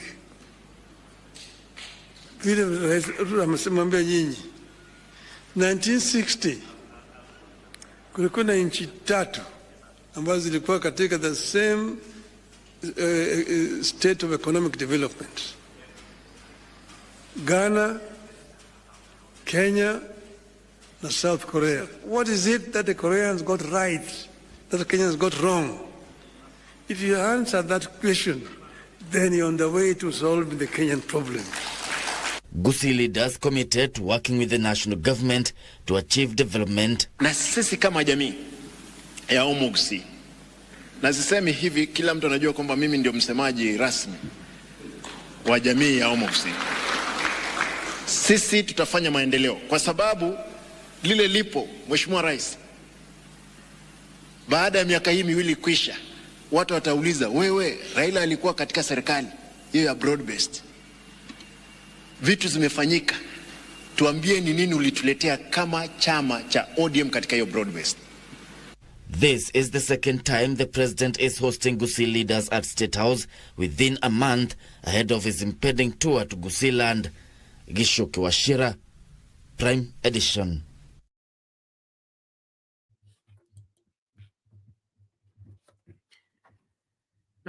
Hapo ndio mwamba ngoma uvuta kwake. Rais akijipigia debe hapo, mengi anayosema amefanikiwa kuyafanya. Shida moja tu, Wakenya hawajahisi hayo mabadiliko anayosema, na kubadilisha mfumo kutoka NHIF kwenda kwa SHA. Alafu SHA inalipa pesa nyingi kuliko ile ilikuwa ya NHIF, lakini hiyo pesa inakwenda kwa hospitali ambazo zimechaguliwa, zingine zinafungwa. Sasa hiyo ndio usawa ama ndio kuhujumu biashara za wengine ukijenga za wengine? NHIF ilikuwa kwa kujitolea, volunteer, haikuwa compulsory, na pia mapato yake ilikuwa chini kwa sababu kulikuwa na gap ya contribution. SHA ilibadilisha mfumo kwamba contribution inakwenda kwa percentage, not a specific figure. So there is no doubt SHA, if it pays, it should pay more because the contributors are contributing more based on their salary. Kwa mfano, wabunge wanaopata mshahara zaidi ya milioni moja wana contribute at least 30,000 per month to SHA. Kwa NHF walikuwa wanatoa 7,000. Okay, constant. Is it 7 ama 4,000? So kama kila mbunge anatoa 30,000 SHA itakuwa na hela nyingi. Swali ni kwamba hiyo hela nyingi mbona haijafikia hospitali za kidini? Zinalia, hela yao hailipwi kwa muda, inacheleweshwa. So you're receiving more money in terms of contribution, but the release of that money is not reaching the hospitals in good time, and then you are bragging and saying you're contributing more or you're giving out more. There is something wrong with that equation. And then, of course, I believe it is meant to justify the fact that it was justifiable to remove NHF and bring in SHA. I still believe SHA was a program meant to change maybe the beneficiaries. Since NHF was put together before Ruto and team came into office, and of course imekuwa na sisi from the 60s, and so they wanted to create a new platform so that they can arrange for new beneficiaries other than those who are benefiting from NHF, whether positively or negatively. But if we had a considerate government and considerate leadership, all we needed was to polish NHF, come up with a policy that is added to what NHF is providing, and make it affordable for Kenyans, and then even make it compulsory for Kenyans. But doing away with NHF, bringing in SHA, then now SHA is contributing to people dying because the system is not working, or the doctor's name is not showing, or the nurse's name is not showing. All those complications, and to think that that system that is running SHA was acquired at the cost of 104 billion Kenya shillings, I don't think that's forgivable. It doesn't matter how much good it looks or how much good it appears. I think Kenyans are being taken for a ride. And as much as we would want proper change, the change we are experiencing in Kenya is proving to be too expensive. Too expensive. And change doesn't have to be expensive. Change just needs to be profitable. It needs to be pro-people and, of course, helping the people become better, not necessarily becoming too expensive to a level whereby now Kenyans, instead of them enjoying the change, they are now crying because of the change. And the sustainability of that particular new change needs to be there, because a changing system is okay, but is that sustainable? Can we? How much longer can we hold the SHA program? How much longer can we hold this teachers hiring program? How much longer can we hold subsidized fertilizer program? Is there a backup plan to see to it that this does not flop or collapse along the way? From the look of things, we are only setting ourselves up to we are only setting ourselves up for another disappointment, because from the way things are going, I don't see us breaking through any further. For once, is when the government, the national government, takes on too many responsibilities at the same time. It is in market building, it is building affordable housing, it is building stadiums, it is building roads, it is building this. It is too many things on the plate. When they begin to fall off the plate, we may not even be able to notice what's going on. And so, and then of course, what the Senate of Narok said the other day about the politics of plate. These lunches at State House are becoming too expensive, and that is why allocation to State House is enormous. The Auditor General is giving us disturbing figures, 1.3 trillion for tea. I mean, what's going on? Well, kama msimamo hujaenda, tuanze kutamatisha na sijaenda kaka, sijaenda. Nipo. Unajua, kwanza kutengenezwa kwa isha kumetuchukulia hela zetu nyingi mno. Kule kubadilisha huu mfumo tu peke yake, hiyo pesa imetumika hapo, wacha tu ninyamazie hapo. Then kulikuwa kuna haja gani ya kuleta mfumo mpya wakati huu mwingine ulikuwa unafanya kazi? Mbona haungeendelezwa huu ambao tayari hata kwa kutengeneza kwake ulikuwa hauchukui harama kama huu ambao umetengenezwa kwa sasa, ambao hauna tija? Unajua, inafikia mahali unaishiwa nguvu kama mwananchi. Ukiona kiongozi anadanganya peupe, anazungumza mambo ambayo hayawiani kabisa, eti SHA inafanya kazi aje.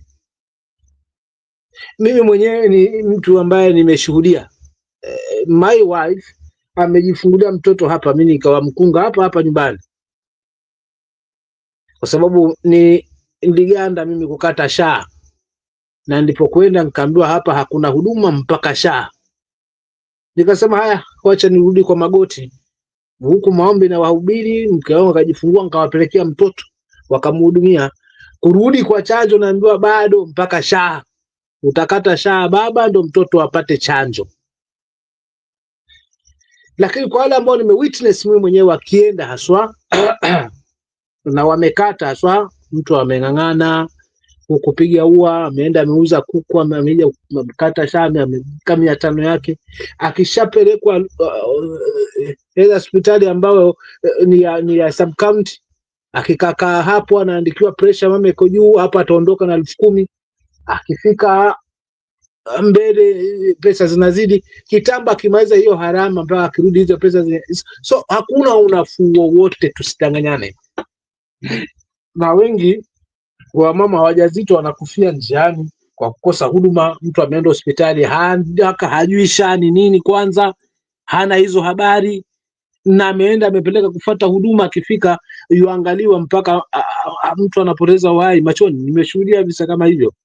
So for real, mtu kujinadi hapa kusema amejenga mashule, na shangaa hii mashule na madarasa ameongeza ni wapi? Maana mbunge akijenga kwa CDF yeye anajipiga kifua, mimi nimejenga kwa CDF. Na mwananchi ajua hili lilijengwa na CDF na mbunge, wala si rais. Sasa huyo kujinadi kwamba alijenga madarasa ya kutosha, aje ameajiri walimu wa kutosha, wapi na wapi? Ahadi ya mbolea alikuwa anazungumza, tumeshukisha mbolea, siku hizi sisikii ikiwa na mashiko. Yaani ni muda kusikia hiyo kauli kizungumzwa kwamba tumepunguza hii mbolea kutoka 2,000 sio na ngapi, kutoka 7,000 mpaka 2,000 na ngapi, na wakulima wamepata gunia hizi na hizi. Hii tena hakuna. Meaning hii ilikuwa ni hewa tu. So akisema kwamba kila jambo alilofanya alilolitamka amelitimiza, for instance Asala Fund yenye ambayo wengi hawajalipa, for instance kama vile hiyo subsidies ya mbolea ambao wengi wakulima hawajaipata. So huko kujinadi, mwisho wa siku kuna kosa mashiko. Na ndio maana amekusanya watu kutoka jamii ya kule, kwa mfano hiyo ya Kisii yenye ameleta State House. Hiyo yote tu kwa tishio kuweza kumvuruga, angalau ametishiwa na Matiang'i, kwa sababu anajua backup ya Matiang'i au Kenya wanamjengea matumaini zaidi, ni kama wanamwangalia zaidi Matiang'i. So ndio maana amekuwa na mfululizo kaka yangu Beni wa mikutano na watu wa Kisii mara 2 kwa mwezi, kwa sababu ya kuhofia hatima ya Matiang'i jinsi anavyokuja kasi kama moto wa kivuu.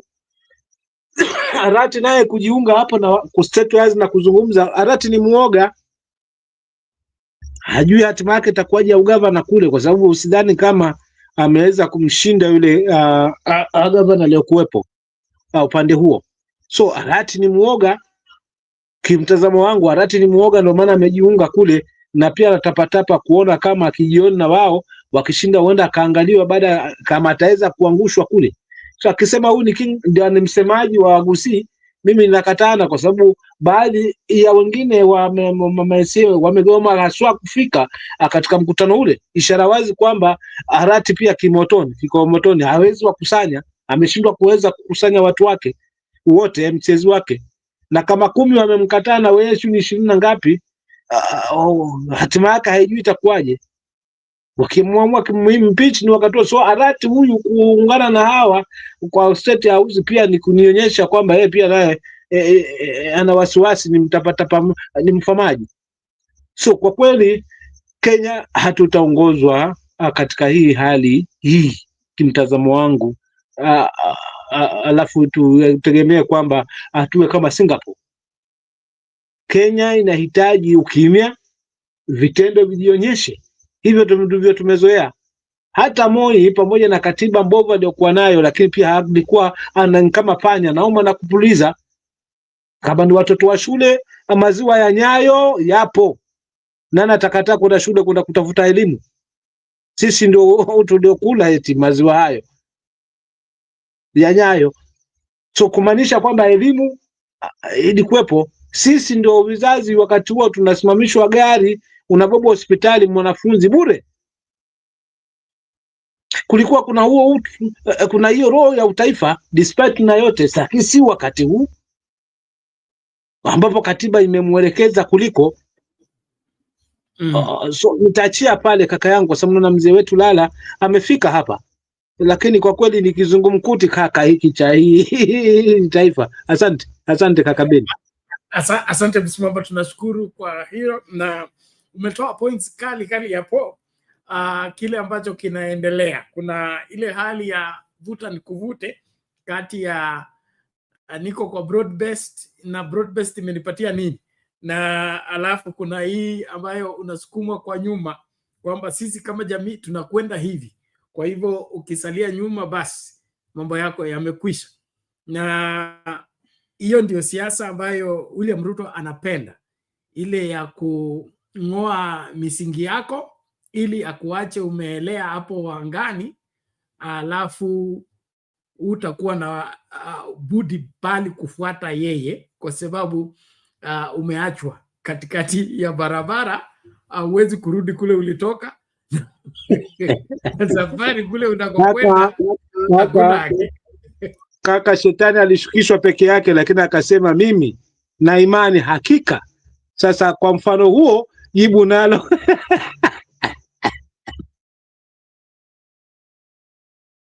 Sawa, asante sana. Reverend Lala, welcome. How are you today? Asante sana Bernard na ndugu yangu Dumani, mchungaji Bernard, asante kwa ni msimamo si Dumani, msimamo huyu. Msimamo huyo ni pole sana, pole msimamo. Pole. Unajua nimeingia sauti wakati mwingine nachanganya kidogo. Na niko salama na nashukuru Bwana, na nimeingia tu sahi na sikuwa nanyi from the beginning, so I can't comment on Simba Arati, but all I saw was that he was in the State House. But my point here is this. Yani, the waters are very muddy in Kenya. You don't know east and west and south and north. Mchanganyiko, to the point where if you criticize someone for going to the State House, yet you leave somebody who's outside the State House, but it's more of a State House inside there than outside, because we know that there are people in Kenya wamekuwa na serikali, lakini siku ya mwisho wana jump off na kila mtu anasema oh, huyu ndio mtu wetu, but they have been there all throughout. and so to me, I think sisi ni watu wa, we see a little smoke, we think there is already a huge fire, so we move there with all kinds of weapons to try to extinguish the fire or to make it bigger. So in my mind, I think Kenyans are not very clear what they want. We don't know whom to follow, okay? We don't know who is taking us where we are going.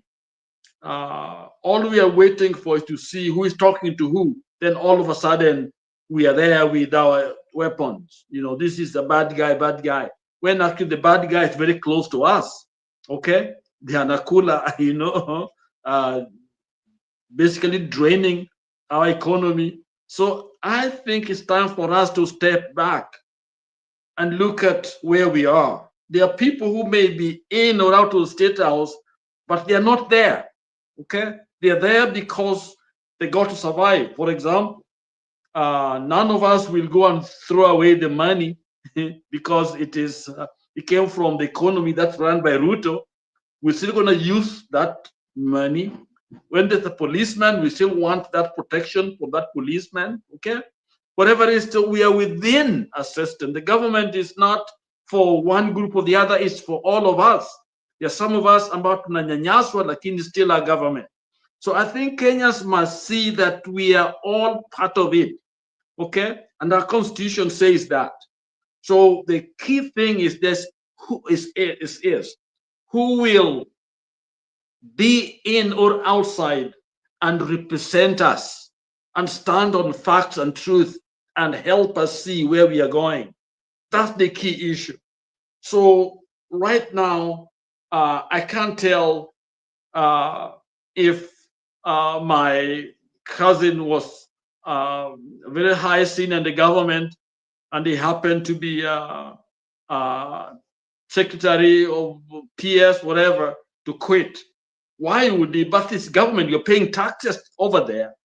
So I think let us mature up a little bit and choose our battles and our fights and clearly know those people that we can put our confidence in, because they have a resume, they have a history, they have a track record. We know the kind of people they are, okay? Let's do that little investigation and find out, or else today we are with Gachagua, tomorrow we are not with Gachagua, we are with this guy, So we end up like people don't know where they're going, okay?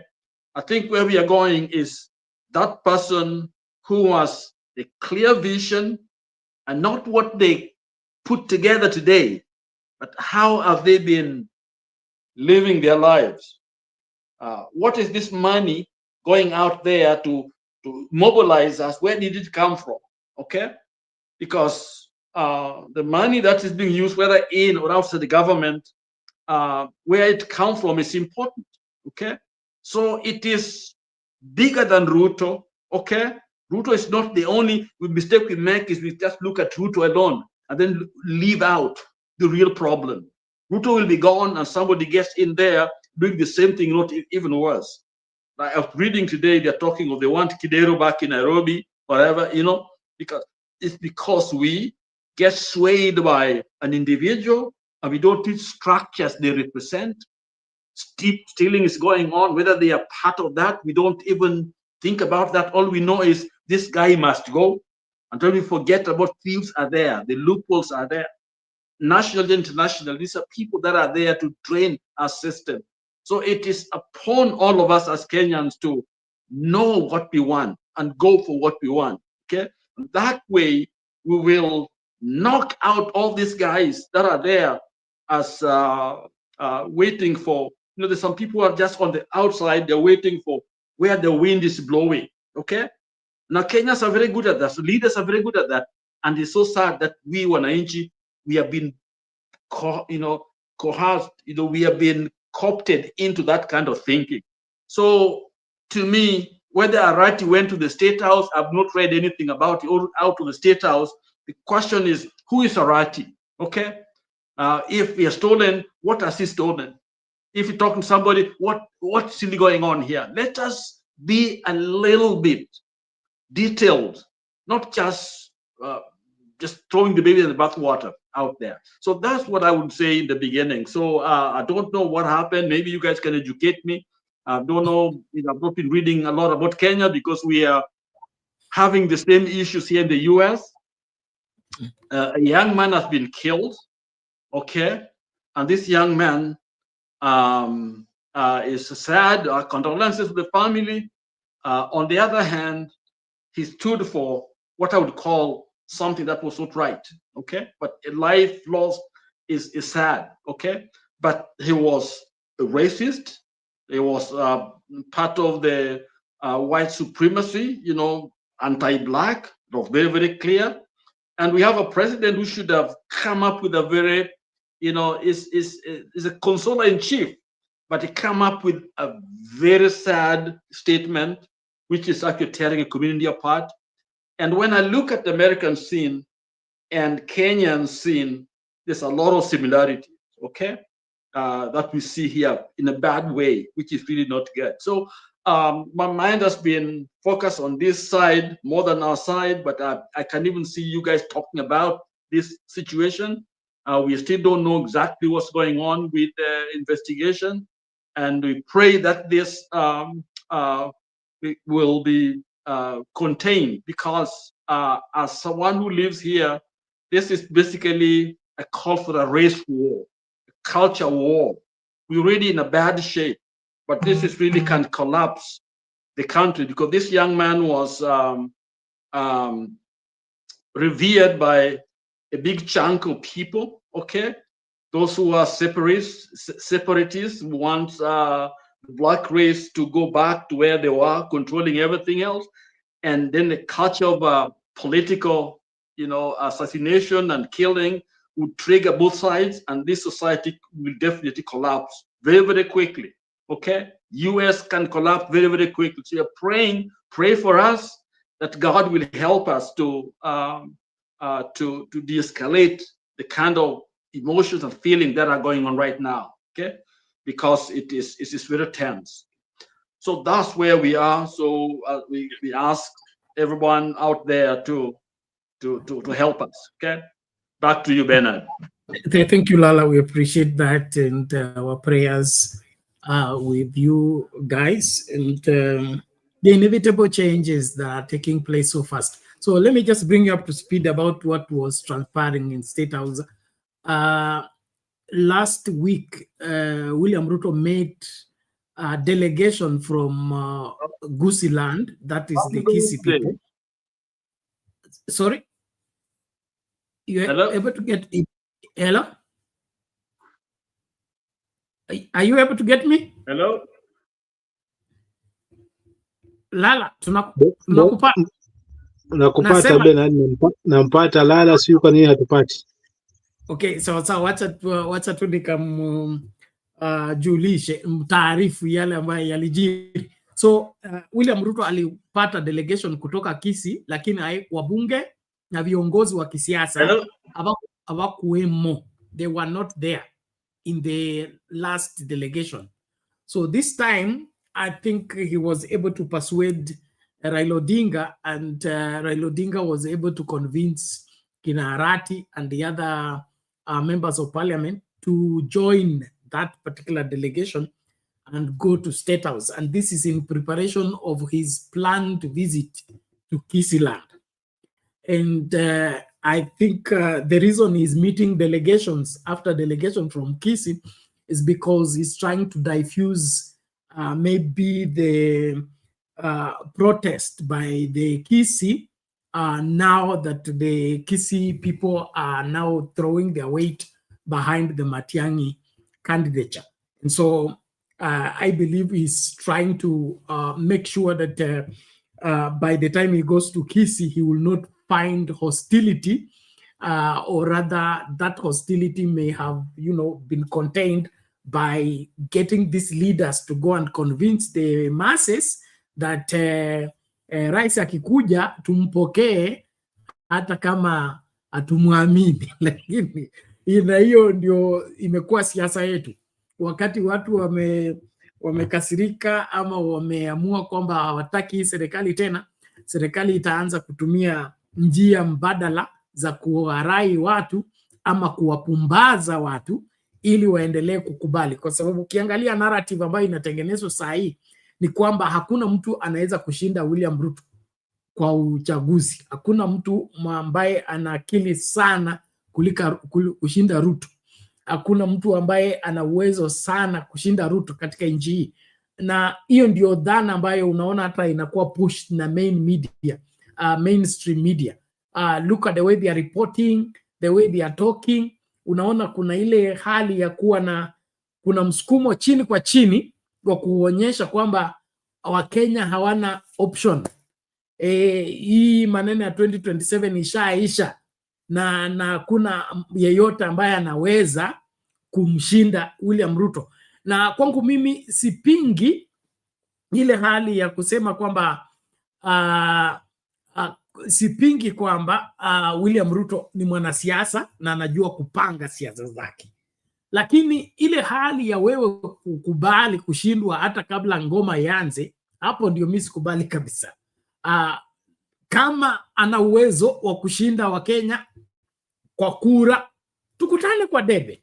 Tusizuie watu kwenda kwa debe kwa sababu William Ruto ashashinda, ama William Ruto ako na IEBC, William Ruto ako na nini na nini.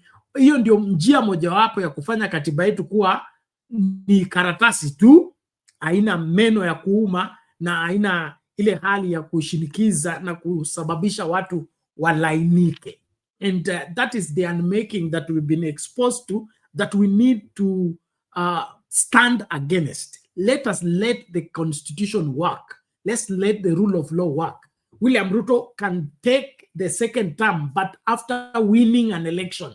Not for us to give him a second term, even before the elections take place. And there are no limit on how many people can vie for the presidency. And then, of course, it's all about convincing Kenyans. And let the majority of Kenyans determine who becomes president, not this cast in stone that traditionally we have never had a president that served one term, so it has to have a second term. Those are the notions that I'm not for. Any day, anywhere, let the people decide, like Matiba used to say. Now, let the people decide means toa mkono wako kwa ballot paper, toa mkono wako kwa ballot box, toa mkono wako kwa kubalance ama kumoderate, ama ile accusation ilikuanga ati tupunguze kura ya huyu, tupunguze kura ya huyu ili tufanye hii ifanyike. Tuache watu waamue vile inji inaongozwa. Kwa nini? Katiba imesema hivyo. Sisi tumeamua, ni katiba imesema hivyo. So tuache katiba ifanye kazi, tusianze kuingilia katiba na kujaribu kuharibu yale ambayo tumejiwekea kama sheria kwa sababu ni mtu fulani ambaye lazima afanyike rais. Hakuna sheria kama hiyo, na tungependa kuomba kwamba wahusika wote kuanzia wapiga kura na wale wa kuhesabu kura na wale wasimamizi wa hizo kura, tukuwe na ile dhana ama nia ya kusema let the people decide. Whatever the people have decided, ikae hivyo. Hata kama ni mbaya, tutavumilia kwa sababu ni sisi tuliamua. Lakini tukienda tupige kura hivi, alafu matokeo yatoke vile, hakuna vile tutaendelea kuvumilia. Na kama vile dunia inaenda, umeona yale yamefanyika Nepal. Uliona ile ilifanyika Sri Lanka, na yale ambayo watu wana mwisho wao wakati wanasukumwa kwa ukuta. Inafika mahali ambapo watasema enough is enough, na ikifika hapo ndio kutaharibika sana. Kwa hivyo tuache kuzoea watu kama viongozi, tuache kuzoea kuiba na kuchokoza watu. Watu wakichokozeka kuna mahali tutafika ambako ni sisi tutakuwa wa kwanza kutoroka. Kaka Ben, unajua hata pako kimshamsukuma ukutani, akiona ana kwa kutokea atakuregelea tu. So huyu ubingwa ni kweli, hakuna mtu anamzidi akili, na unajua ukichaguliwa kwa akili yako basi utongoza kwa akili zako, lakini ukichaguliwa kwa kukubalika na wengi, hakika lazima utarejesha hisani kwa wale ambao wamekupeleka mahali husika. Kwa shukurani wamekupeleka, hutaweza kuwa betray. Lakini kama kuna akili yako yenye umeitumia sasa ili kuweza kushinda, basi utongoza kwa hizo akili zako, maana hautajali kukubalika hata siku moja. Wewe ukubalike usikubalike, wewe unajua kivyovyote mimi hakika nitaongoza tu. Asante kaka. Okay, basi huo ndio uamuzi ambao tuko nao kama Wakenya. Tutaongozwa kikatiba ama tutaongozwa kwa imla, kwa imla, na kama hivyo itakuwa vipi? Kwa sababu kama kile kitu naona katika anga zinazoendelea sasa hivi ni ile hali ya tuachane na katiba, tufanye vile tunavyotaka, na katika hiyo hali tunachimba, anasema mchimba kisima uingia mwenyewe. Hiyo shimo tunalolichimba tutaliingia wenyewe. Kaka, mimi nilikuwa na akili fulani ambayo imenijia kuweza kutakoli hili. Kimpango wangu nilikuwa na mawazo haya yamenijia tu hii leo, haswa siku nzima nilikuwa nikifikiria. Unajua hili nimelifananisha na bao la penalty palipofikia. So kuna probability ya kushinda haswa mara nyingi, lakini kumbuka pia unaweza ipiga vibaya na ukaikosa na ni penalty. Pengine rifa amefanya imla, Mungu amemlani, amefanya makosa yasiyostahili kwa sababu kasimama kwa timu moja, amewapa penalty, Mungu hataki. Ukakuta bwana goli mpira mpiga mlingoti na ndo goli limekosekana. So hapa tulipo tumepewa penalty. Ushaona yule wa kufunga sasa ndo tunashindwa ni nani? Mawazo yangu akanijia hivi kimtazamo wangu Bernard. Unajua hapa tunapiana yale mtu anaona kwake, maana tunatafuta njia mojawapo ya kutunusuru. Nikipiga hesabu zangu, jeshi lichukue hatamu, nikaona uongo. Si jeshi letu la Kenya ambalo tayari limeshashiba na limeshibishwa. Nikapiga hesabu zangu kura debeni, nikaona IBC hii ambayo ameiweka huu bwana kweli itanifanyia haki mimi, kura yangu itakuwa na sauti. Nikapiga hesabu ya Nepal, nikaona hapa kwetu ambapo askari wakizidiwa jeshi linamwagwa mtaani. Sasa mimi nikarudi tena huko kwa hawa mzee Lala, ningetamani angekuwa hapa ni wape hii nafasi wafunge hili bao, kwa sababu hii penalty ipo, na mara nyingi ni mchezo, hii siasa ni mchezo kama vile vile draft. Mara nyingi alio nje ndo anaona ile mitego. Sasa hawa ambao wako nje akina mzee Lala watusaidie, wajaribu kufunga hii penalty, na nafasi hiyo wanayo. Huu kusema kwamba huyo hajulikani ni wa wapi, hatujamuona, inategemea kwamba umewandaa wananchi namna gani. Hapa sasa hivi alipofikia Mkenya, tunahitaji atakaye tuongoza kwa hali ya usawa na kufuata katiba. So hawa ndugu zangu wa diaspora, kama wangechukua hii nafasi, pengine taraa wangetuondolea hawa marafiki ambao wanagombana mchana na usiku wanapatana. Yaani mwaka huu unakuta mirengo imefumbana kimfungo mwingine, mwaka mwingine wa kura mifumo inakaa mingine. Pengine hawa diaspora wangekuwa na hii opportunity, na kutokana Mkenya mahali amefika anahitaji mtu wa kumwokoa, basi wangetuletea mmoja wao mapema angalau tuone kama hii pena tuweza kuifunga, kwa kuweza kuwaondoa wote hawa ambao tunawaona hapa.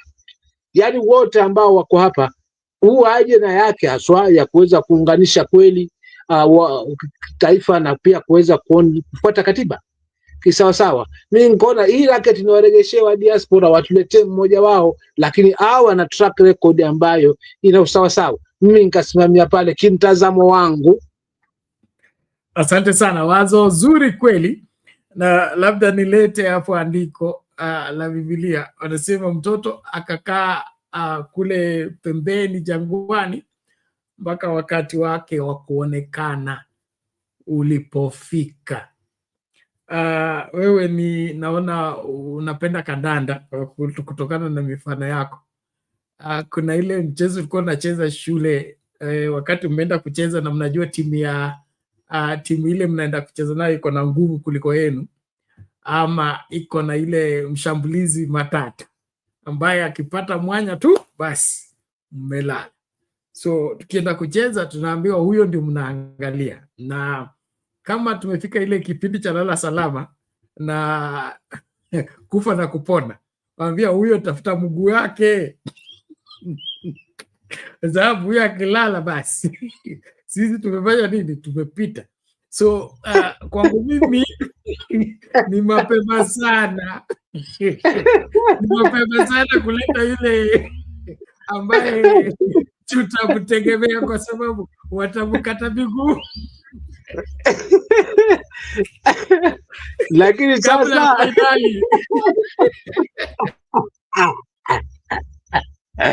unajua Bernard nako kwa mwoga ni kweli, kwa mwoga kulenda kicheko na kwa shujaa akukenda kilio. Hilo nakubaliana na wewe kaka. Ila sasa turudi hapa sasa. Mgomba nao usike ungaliwima.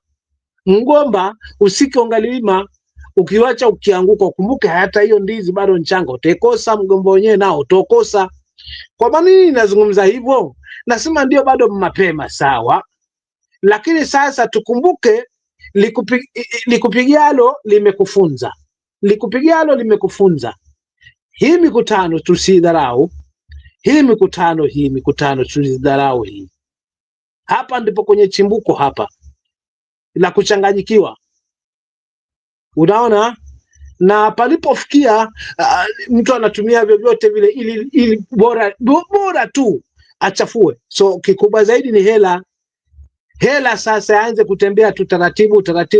Kitambo tunaleta ile tunamtegemea sikatwe mguu, hela imetumaliza. Hapo unapoonaje kaka yangu Beni? Maana leo hapa ni mimi na wewe tu.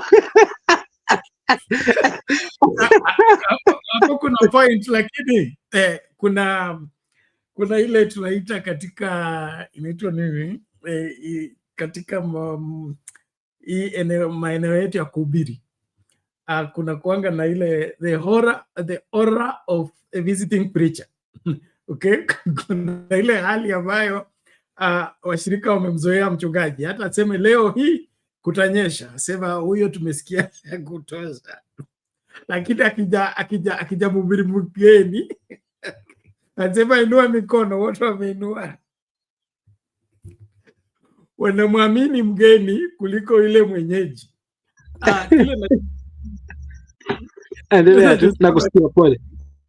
Kile nachosema ni hiki. Kama vile naangalia hali ya anga, kuna ile siasa ambayo inachezwa ni imepitwa na wakati. Okay? Imepitwa na wakati in the sense that wanasiasa ambao wako saa hii wanaamini kwamba kupanga hayo makabila ndio hivyo, na ukishamaliza kuyapanga uko set. Lakini ukiangalia chini, okay, bahari limetulia juu lakini huko ndani kwa chini ile current ile inapita ni nzito sana, na naona kwamba wao wanaweza kujipanga vile wanajua, wanunue wote ambao wanaamini wamewanunua, lakini kutokee chimbuko ambalo litasema mmetuzoea na hii mkondo wenu, sisi tunakuja wa kwetu. Na huu mkondo ni wa yule visiting preacher ambaye kulikuwa na kesi hapa, tulikuwa tunateta kuhusu mchungaji anachunga kanisa, sadaka ipiti 1,500, lakini akija mgeni inakuja 50,000. Kwa hao washirika wanakuja kila siku, Kwa kawaida ni 1,500 lakini mgeni akija utaona 50,000 zinatoka. So hii 50,000 hii ikitokea kwa yule mtu ambaye amekubalika katika Kenya nzima na amechipuka wakati ambapo it is too late to go back, kutakuwa na mabadiliko ambayo ni ya kijumla na haitakuwa na madhara kama ile ambayo tunakwenda kwa kushinikiza kwa lazima kupitia maandamano. Sijui na unanielewa hapo kaka? Nimekupata vizuri tena, nimekupata barabara kabisa, na sina cha kuongezea hapo, kwa sababu ni ukweli unavyozungumza kaka. Wasiwasi wangu tu ni kwamba uzuri ni kwamba, na si wasiwasi bali uzuri ni kwamba, unajua ukiwa una mahali kwa kujificha kwanza, kupanga yako, jitokeze kidogo tu kiduchu kwanza, kuweka majembe yako sawa.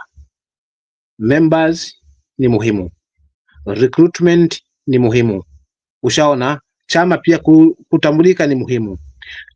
Kushika hii jamii sasa, kwa sababu jamii iko mara mbili, kuna kundi la vijana, wa mama na wazee. So wakishaelewa kwamba na kuna majembe ambayo yapo, wewe kimbia mahali kwako, jifanye umesahau kwanza, wacha kazi iendelee huku. Lakini kitambo kiingia tu sasa, upange hapo, upange pale, ukumbuka hapo na hapo ndio mtetezi, lakini unaweza jambo dogo tu unaweza kosa hii penalty. Hiyo ndio nilikuwa nazungumzia, huo mfano wangu wa penalty, kwamba hili bao lakini kweli unaweza kuona matunda, unajua hili linafunga, lakini ukumbuka ukapiga mlingoti. Na mimi sitaki hili bao lipigiwe mlingoti niondokea machungu, nataka likipigwa ndani. So ndio maana naona kambe na haraka goti kaka, lakini usijali, nimekupata mkuu. Asante. Na unajua kuna penalty ambayo wewe unahesabu kabla ingie, ya yule mchezaji wa kutegemewa. Tunajua hao wengine wanaweza piga nje, lakini huyu lazima aingize. Ajabu Messi hiyo ni anapiga juu ya pasi. Lakini hata huyo gwiji so kwangu mimi nataka tutegemee huyu ajulikani, huyu ambaye hana mashabiki huyu ambaye inajulikana atapiga nje lakini kwa sababu amesalia peke yake na yeye ndio tegemea nchi hii, Mungu amsaidie atufungie bao la ushindi. Uzuri na kushukuru, umenitoa taka za masikio na wasiwasi wangu, asante.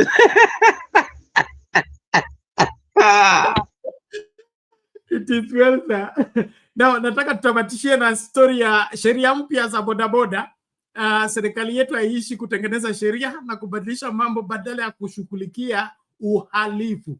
Sasa hivi badala waende kutafuta wahalifu wanaotesa wa Kenya, wanaohujumu wa Kenya, wameamua wanataka kuvalisha uniform watu wa bodaboda, wapange kwa makundi tofauti. An expensive activity that will cost more than going after the criminals. This country needs help. Runinga ya Citizen.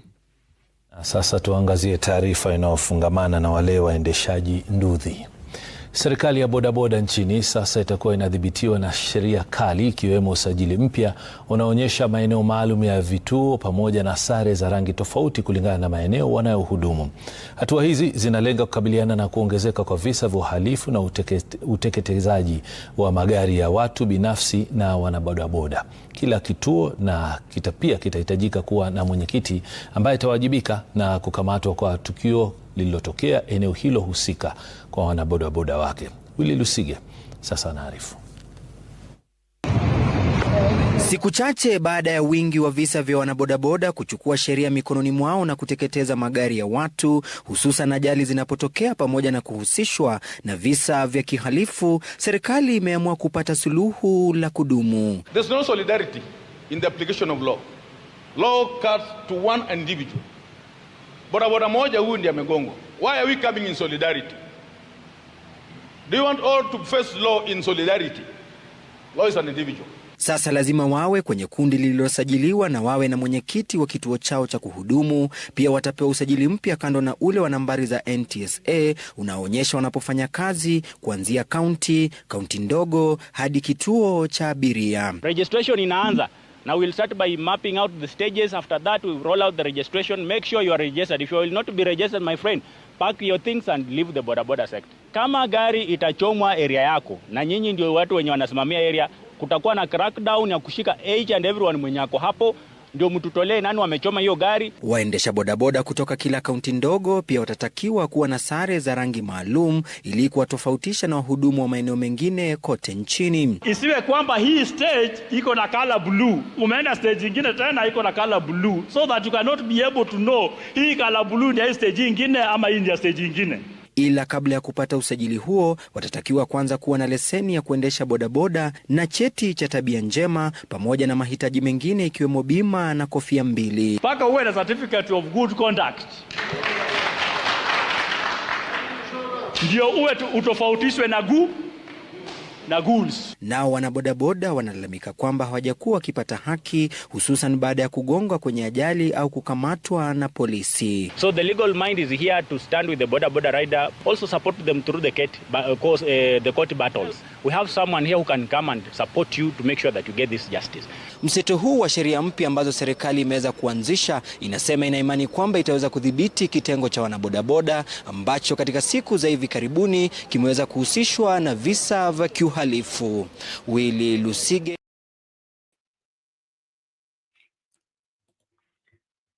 Haya, ngoma hapo.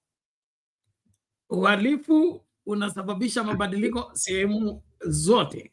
Mimi sielewi msimamo kifupi kabla ya lala. Yes. Bernard, mimi naona nimebeba kitu 1%, wacha nimalize. Nijaribu kuchaji kama nitawapata tena. La kwanza, hili ni unafukuza yaliyo mitini, unaacha yaliyo shambani. Ni sheria nzuri, nakubaliana nao, visa vipo, uweze tofautisha gunzi na bodaboda. Lakini mimi sioni tija ya CCTV ambazo zina gharama kubwa mijini. Nitaachia hapo, mzee Lala atalimalizia, maana naona nakatika kabisa. Pole lakini tunashukuru.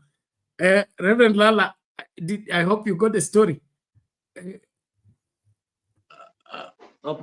Wajua sikupata. I just came out to the end. I mean back and forth here, but I think I can just comment on. I think there's an article stating that I think is they are blaming Sakaja for the insecurity in Nairobi. You know, I don't want to put blame on Sakaja. Sakaja is a small fish, because you see, if first of all, the big government, the national government, is responsible for security in the nation.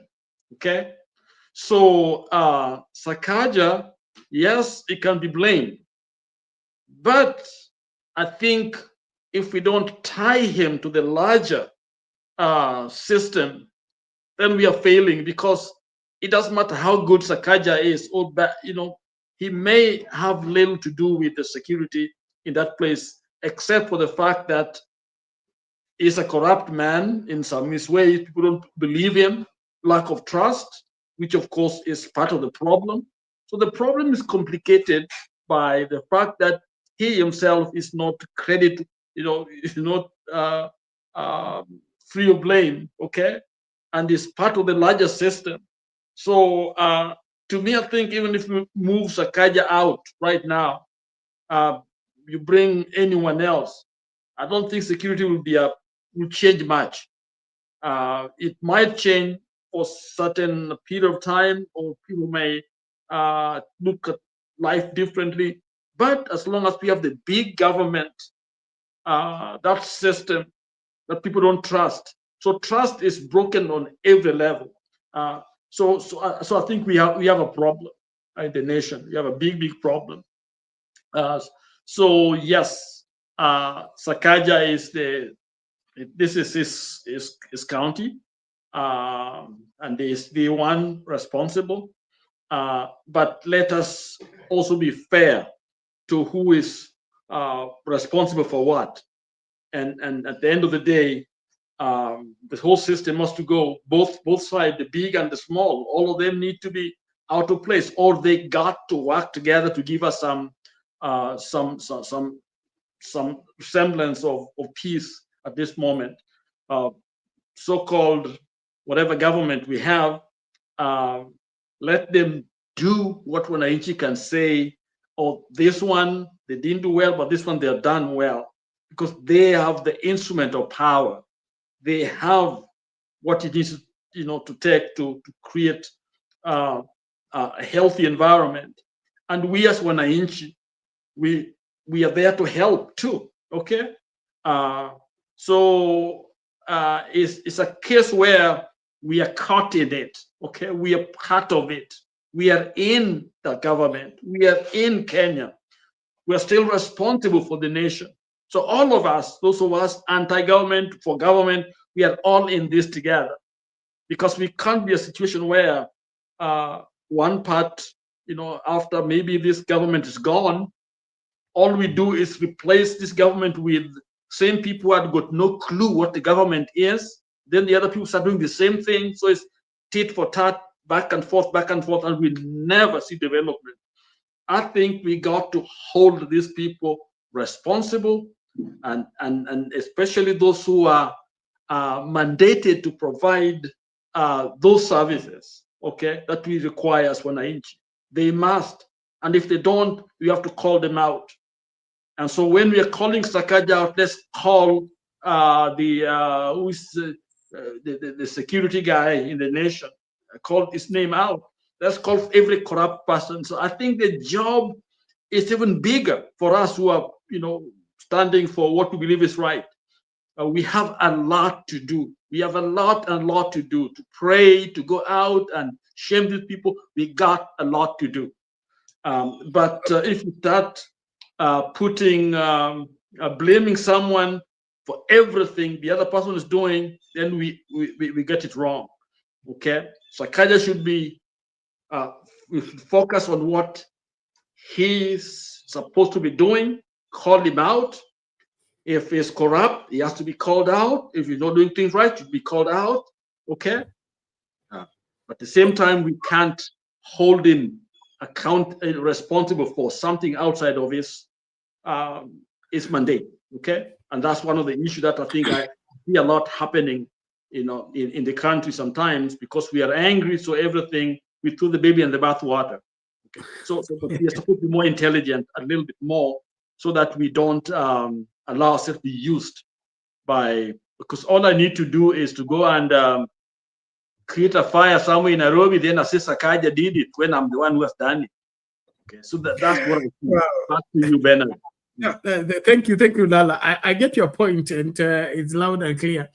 But I think the security issue on Sakaja is being placed on his doorstep on the premise that, during the last administration, where we had the Nairobi Metropolitan under, I think he was a major, was he a major, or the former Metropolitan, whatever arrangement that was under Uhuru Kenyatta, and that leader from the military was leading Nairobi at that point in time.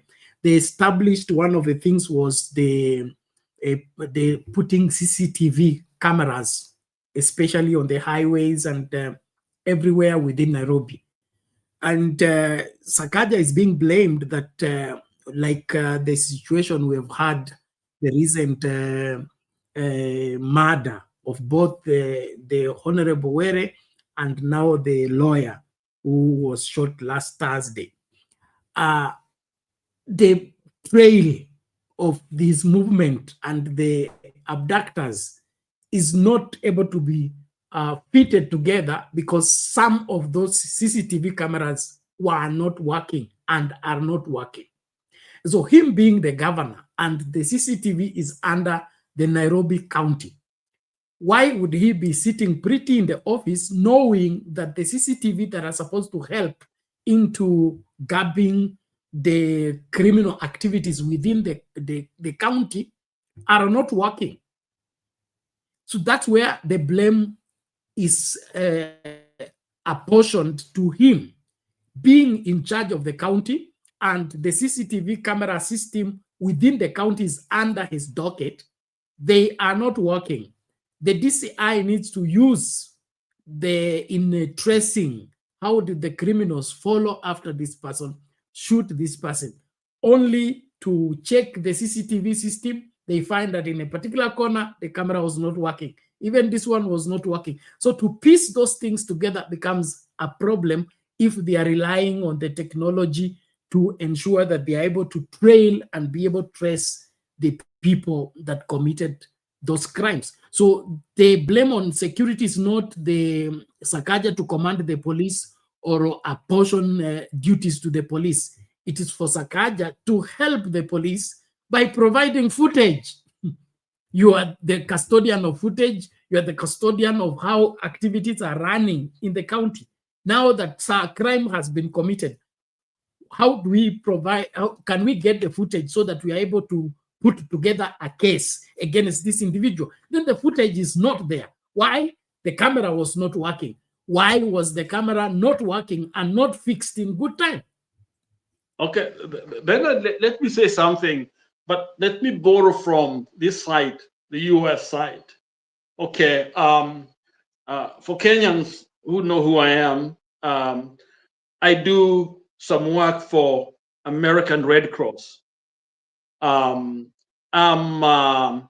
nationally certified supervisor of operations when disaster falls, whether it is whether it is major earthquake accidents or maybe things like terrorism, whatever. And my training only cover a small level that I can manage, very small.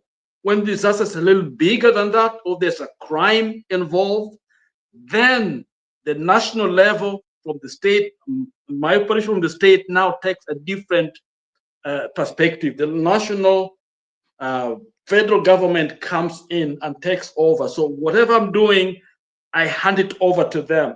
Okay. Why am I saying that? When you have things like CCTV, out there, and yes, they were put there by the county.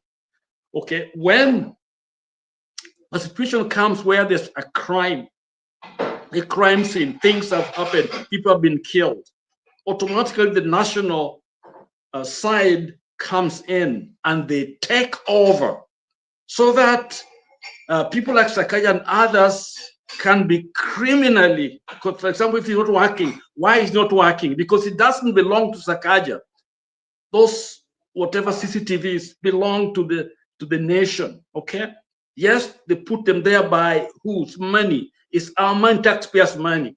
So there has to be a working relationship between the city, the county, and the national government, where people are Sakaja. If something is wrong right now, it should have been taken over by a system a little larger than what was happening at that moment. I mean, when this thing was set up by the city. So to me, I think, yes, Sakaja should be required to answer questions, but now it should have been answering questions raised by Kenya police and others, because when you interfere with a system that's supposed to work, that's criminal itself. That's something that's more serious. So when we start talking about Sakaja, that's something that should be actually in court right now. People should be crying out to the government, why can't you take over and do something about this? So I'm looking at it from that perspective. So yes, Sakaja should not be, we should not let him go. But their system has to kick in rather than all of us shouting, when actually there should be a mechanism in which such matters are handled in the government itself, be able to handle them. So that's what I'm thinking. because Sakaja does not have a police force. People may go out there and interfere with those things. Now, Sakaja is kind of helpless. But if there's a system where Sakaja can also say, you know, we did this, is what we did.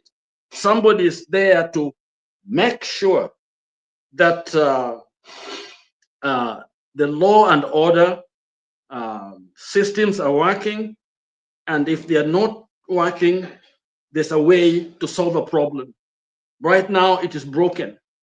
When we go to Sakaja, you know, when something clearly is a criminal, people have been killed, things are happening, they're not working. He's supposed to produce that, you know, those CCTV. He's supposed to, you know, the county is supposed to, if there's the one delegated to doing it, if the police is, or the DCI. And so to me, I see a breakdown of a system that needs to go, period. Back to you, Bernard. Okay, so thank you so much, Reverend Lala. And of course, in our usual Kenyan habit is where we want to disturb everybody because of criminal activities. And that is why we are talking about the new introduced law. Now, the border are supposed to be registered, I think, 3 times now. You register with the National Transport, it's called NTCA. And now you register, of course, by getting the driving license. And then now there is now a new law that is being introduced that you register with your SACCO. And then you will be given uniform so that you operate within that uniform and can only operate in a particular locality. And that they are saying it is one way of gabbing the whatever, arresting the situation of people riding on border and committing crimes. You see how elaborate that is. I don't find that to be a way of fighting crime if we really want to fight crime. Because if you want to fight crime, get the criminals. And criminals, you don't have to. Now, if this is the case, are all Kenyans going to wear a uniform now? So that you know this is okay and this is not okay. So I think the government just want to find an excuse not to do their job. That a crime is being committed on a motorbike doesn't mean that motorbike is criminal.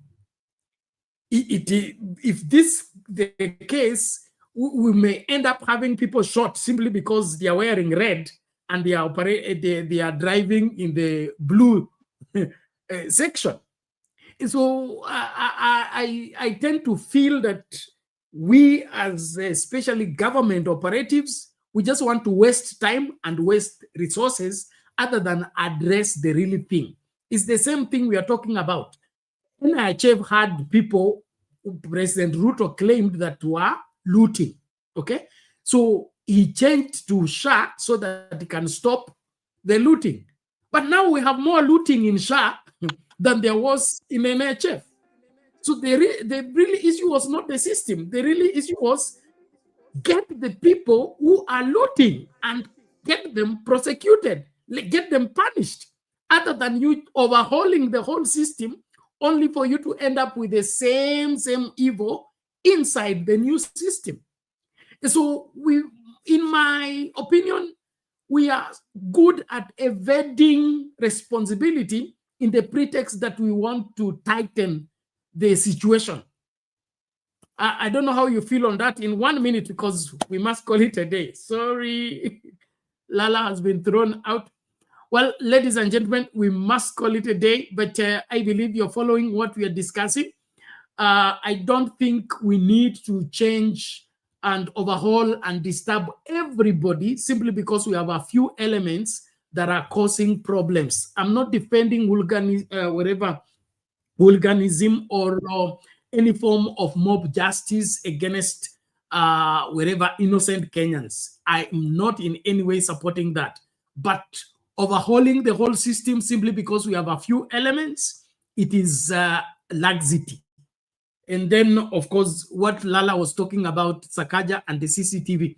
I believe the CCTV system, it's a 24-hour operative that has employees in the county government at the place where the monitoring of the situation of the city is, that are supposed to keep an eye on all things that are taking place. And so when the camera of a particular road goes off, they should be able to tell that I'm not receiving signals from Langata. I'm not receiving signals from South B. I'm not receiving signals from... So it is not something that you wake up and come in the morning to check. There is somebody who exchange duties. You watch for 6 hours, another one comes for another 6 hours, and all that. So the issue of a camera going off or a camera missing, and then it goes for months until somebody's murdered, then we say the place where he was murdered, the camera was off, or the camera had gone off. To me, is collaborating with the criminals other than you addressing the security situation. And that's why we are blaming the county government, because the issue of us going technological was to help to arrest the situation in good time. But how do we invest so much into technology, set up the system, hire people to watch the system 24/7, and we still end up with the same old excuses that the camera was off, that that part of the city was not seen. Bernard, I'm still not convinced that is Sakaja's question alone. Because if a system is there and we have police, we have security, we have the DCI and everything else, and even when the system is working, when it is set up and the city is responsible for it, the overall supervisors who should be able to know what's going on is the national police, making sure their eyes are out there. So for them even to allow, those things to go off and then come later on, it seems to me they are part of the cahoot, they're part of the cartel. Okay, I would call it a cartel, because if you are knowing some kind of security, you have a watchful eye. We just had this guy, the range guy, who went and shot this young man, Kirk, Charlie, in Utah. Okay, and the systems are working, so we are able now to piece back how this guy, how he got in and moved, because the system are all working. Okay, the FBI is investigating. Okay, because they have more resources, and whoever is responsible will have to face the music, because the idea that the CCTVs are there, they're supposed to work. If they're not working, why were they not working? Okay, and so when we begin to focus solely on Sakaja, it is just showing how the system is broken down.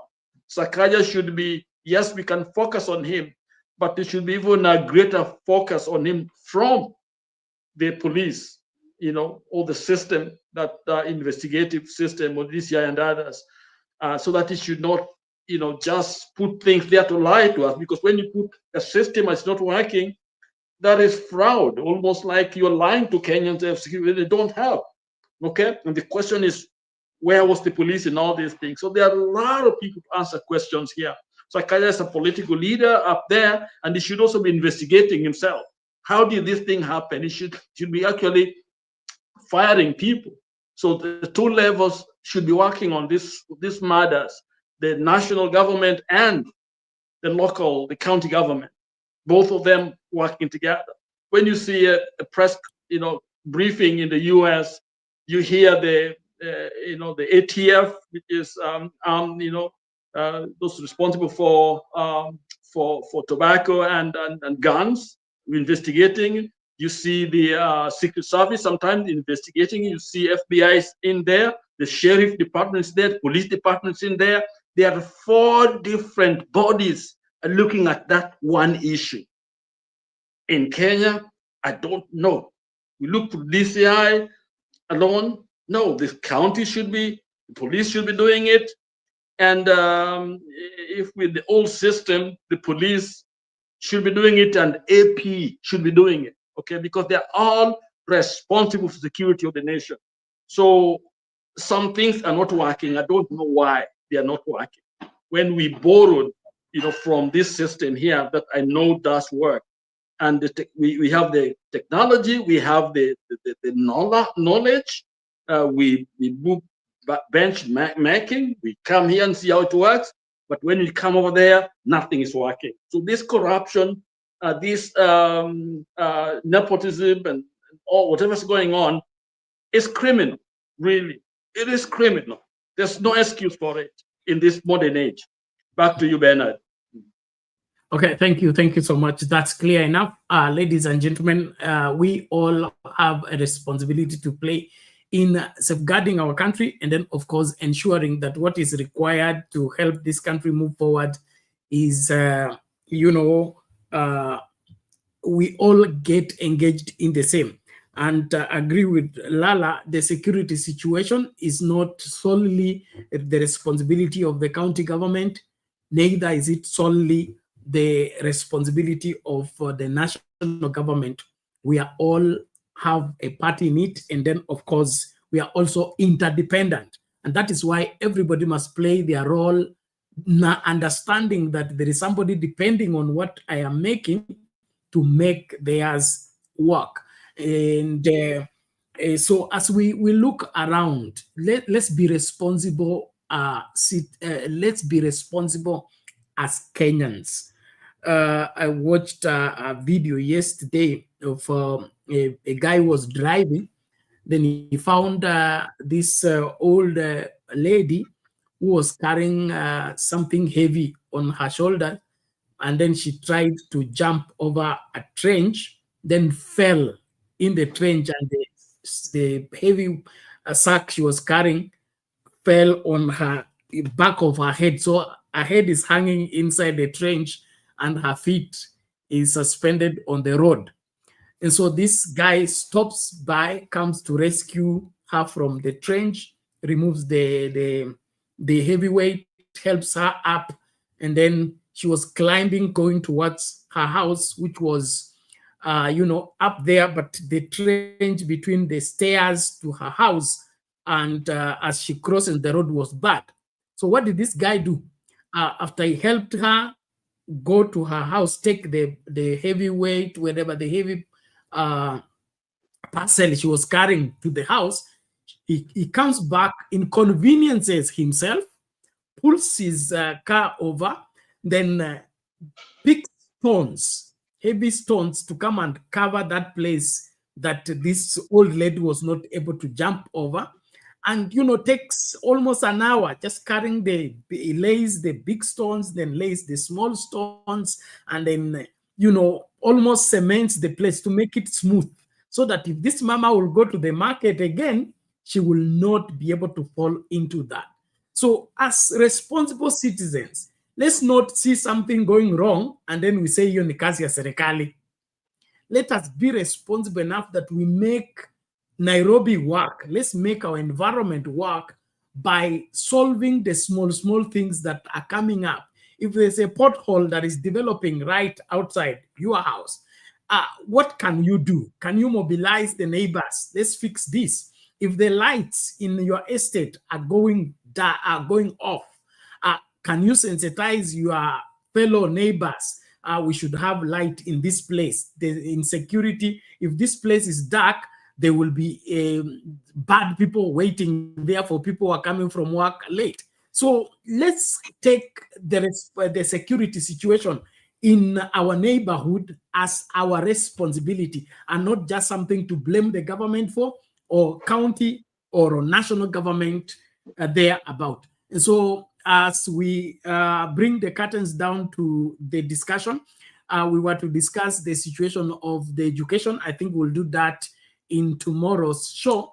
But for now, ladies and gentlemen, our country needs you. It needs me. Let's all shoulder this responsibility and make Kenya work for the good of all Kenyans, not for your community, not for your region, not for your president or no president. Let's make Kenya better for all Kenyans. That is the only way for us to have a country we can call our country. Lala, your closing remark now tufungie. Okay. Asante Bernard. I think we are a wounded country and we are bleeding. Clearly, things are not going on well. And there are a lot of things that we can focus on and get more discouraged. Think we can lose that identity that we have had as Kenyans if we focus on those negatives. But there are also some good things that I think if we focus on, I think will help us deal with the bad thing, because you don't want to fight a losing battle. Kenya is worth saving. There are many, many good things that are going on. Our communities, the idea that we can still be known as a united country, that we are one Kenya, and the fact that we have those who sacrifice, themselves to give us what we have. We have their monuments, some of them are still living. And the fact that our parents struggled to give us what we have, the world looks at Kenya as an example. You may not know, but Kenya's loved because of wonderful weather, wonderful people, great scenes, that the world would love to have in their backyard.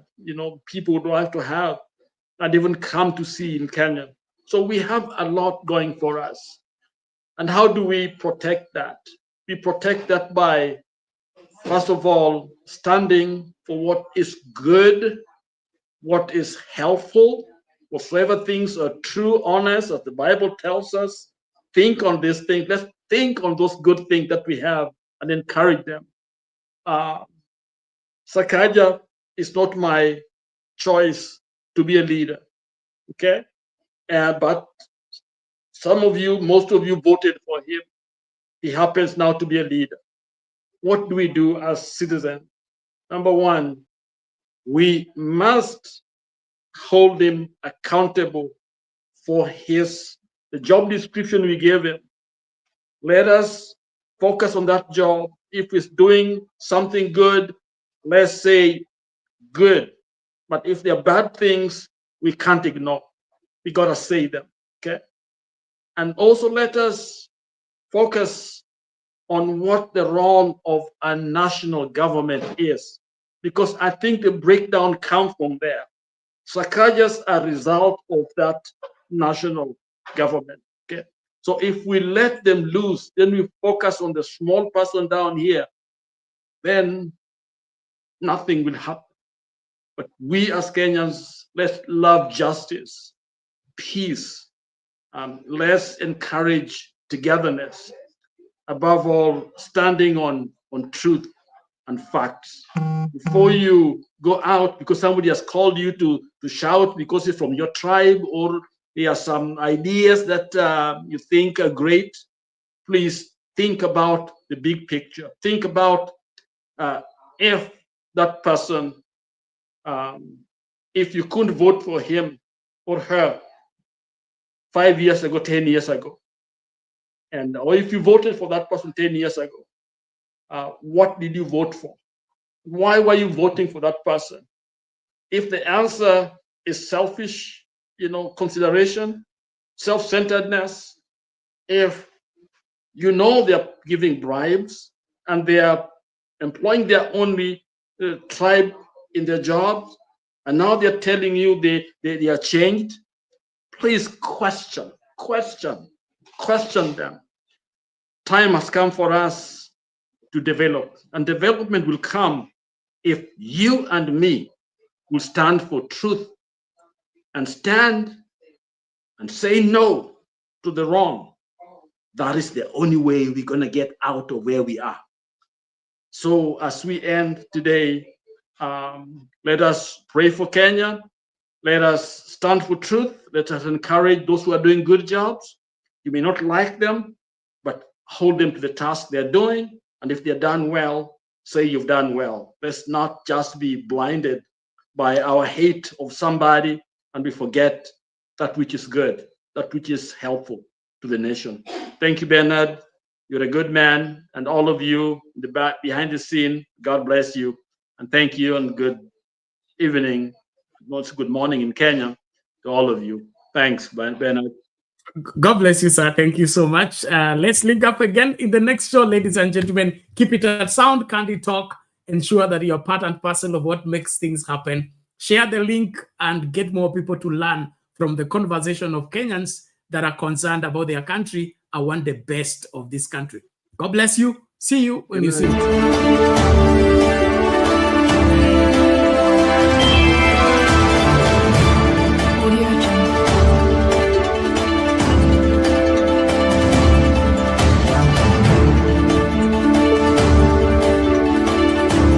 Sound Candid Talk Live News.